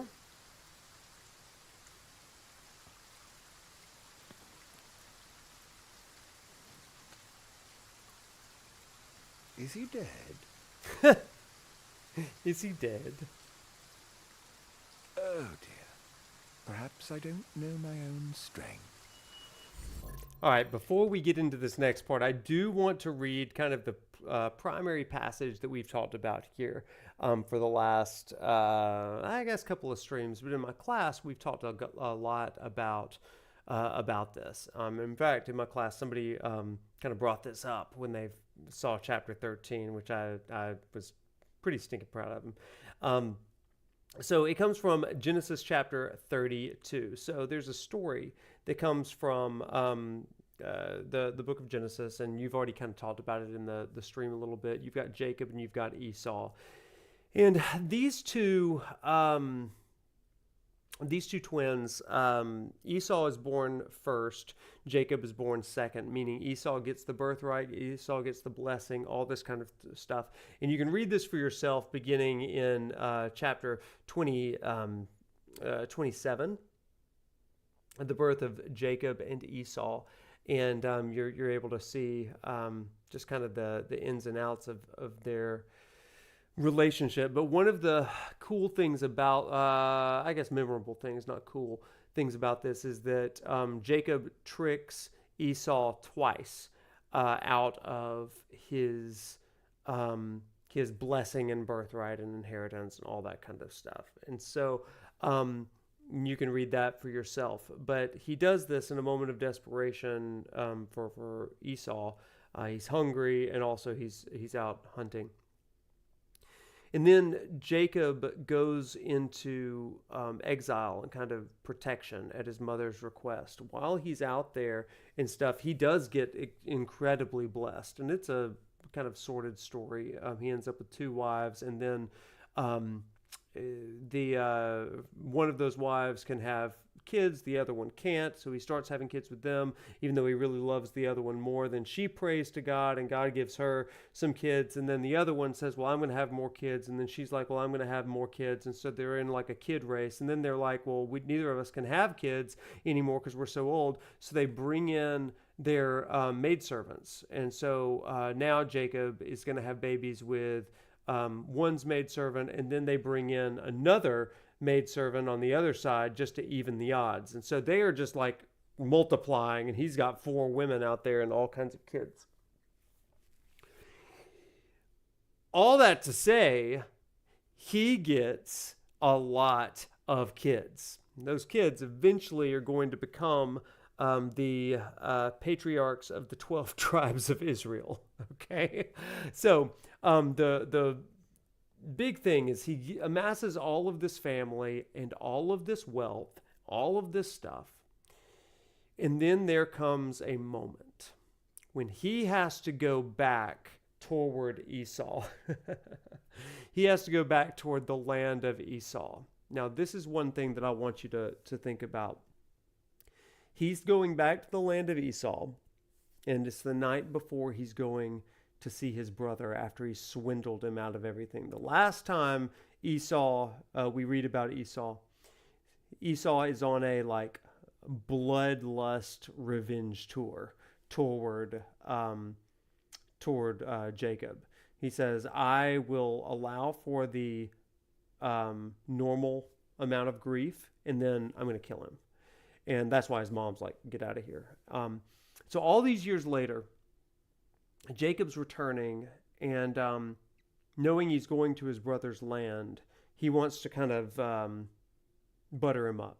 So he starts sending servants, and he starts sending cattle and livestock and gifts to kind of sweeten the deal. It's kind of like you want to ingratiate yourself to somebody first. So that's exactly what he does. And so then he sends his wives and his children over to it, like all of this. He's like, just go and be with him. Like I'm handing all of you over to him. Okay. And then Jacob is all by himself. And then this is what is just amazing. And this is where a pretty classic story.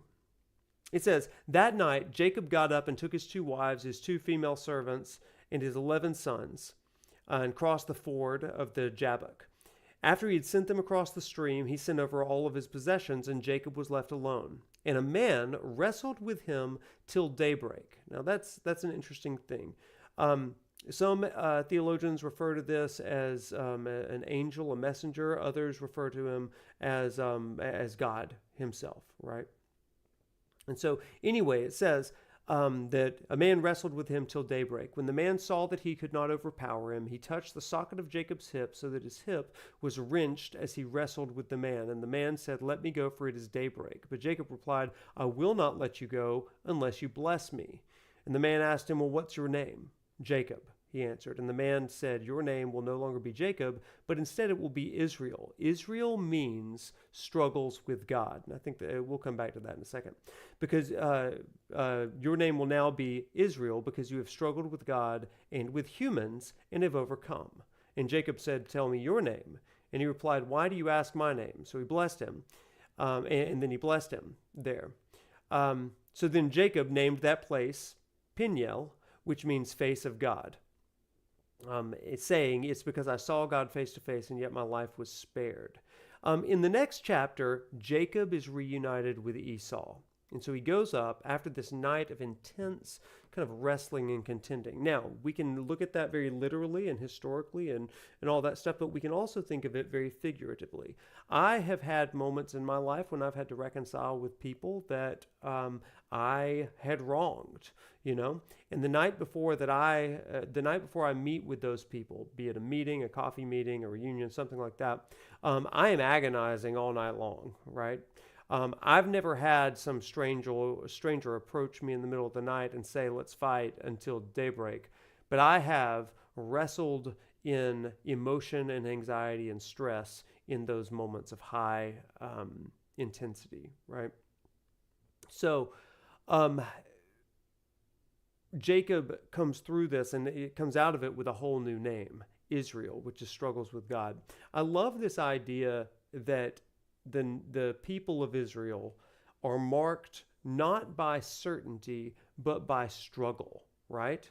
And I think that this is a really, really cool thing. Yeah, theologians do say that this guy is God or a representative of God, a messenger of God, and therefore he wrestles with God. Therefore, it's a struggling with God.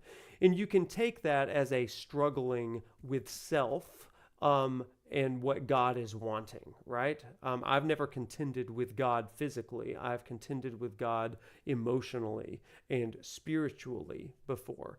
And that seems to be the defining moment and factor for Jacob and those who are his descendants for years and years and years and years and years to come, on through the kings all the way up to the Messiah. And so when Jacob comes to Esau, he runs on ahead, bows down to the ground 7 times as he approaches his brother, but Esau runs up to Jacob and embraces him, throws his arms around him, his neck, and kisses him, and they wept. And Esau looked up and said, "Who are these with you?" And Jacob said, "They are the children God has graciously given your servant." And Esau said, "Well, what's the meaning of these flocks and herds?" And Jacob says, "To find favor in your eyes." And Esau said, "I already have plenty, my brother. Keep what you have for yourself." And ultimately, this is a reunion, a reconciliation sort of thing, you know? And there are parallels between Jacob and Esau and Somnus and Ardyn. And then there is a what if. What if Esau, who was completely usurped by Jacob, Jacob becomes Israel, Israel becomes the name of the nation. What if Esau had a blood vengeance against the line of Jacob? We don't necessarily look at Ardyn exclusively as Esau. We look at Ardyn as that spirit of resentment and usurpation that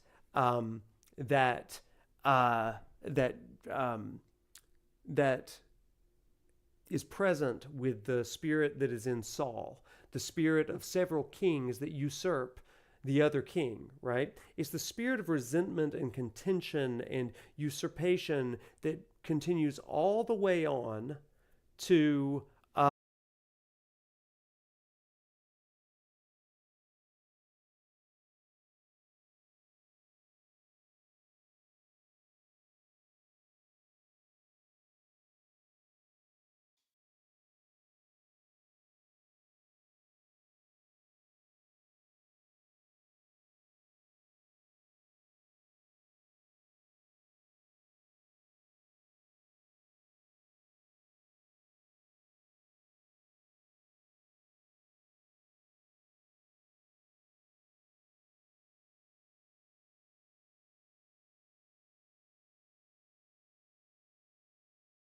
not meant to be tonight, you guys. It is not meant to be. That's how bad episode Ardyn has gotten us. I don't know what's going on, but you better believe I'm going to figure it out. I'm trying to figure out what happened to the picture, trying to figure out what happened to all of this stuff. So, in fact, my game is locked up as well, so I don't even know. Yeah, I know. Yeah, I am aware. You can at least hear me though, right? I know that. You can't hear me? I have no idea, you guys. Yeah.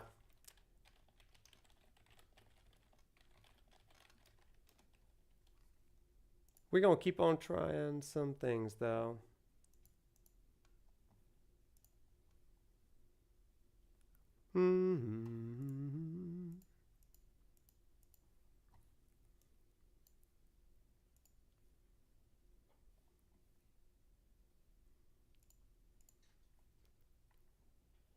Let us see.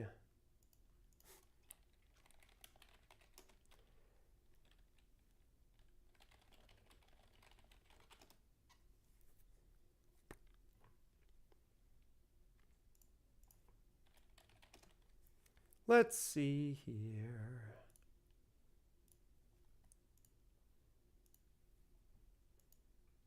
No hear, no see.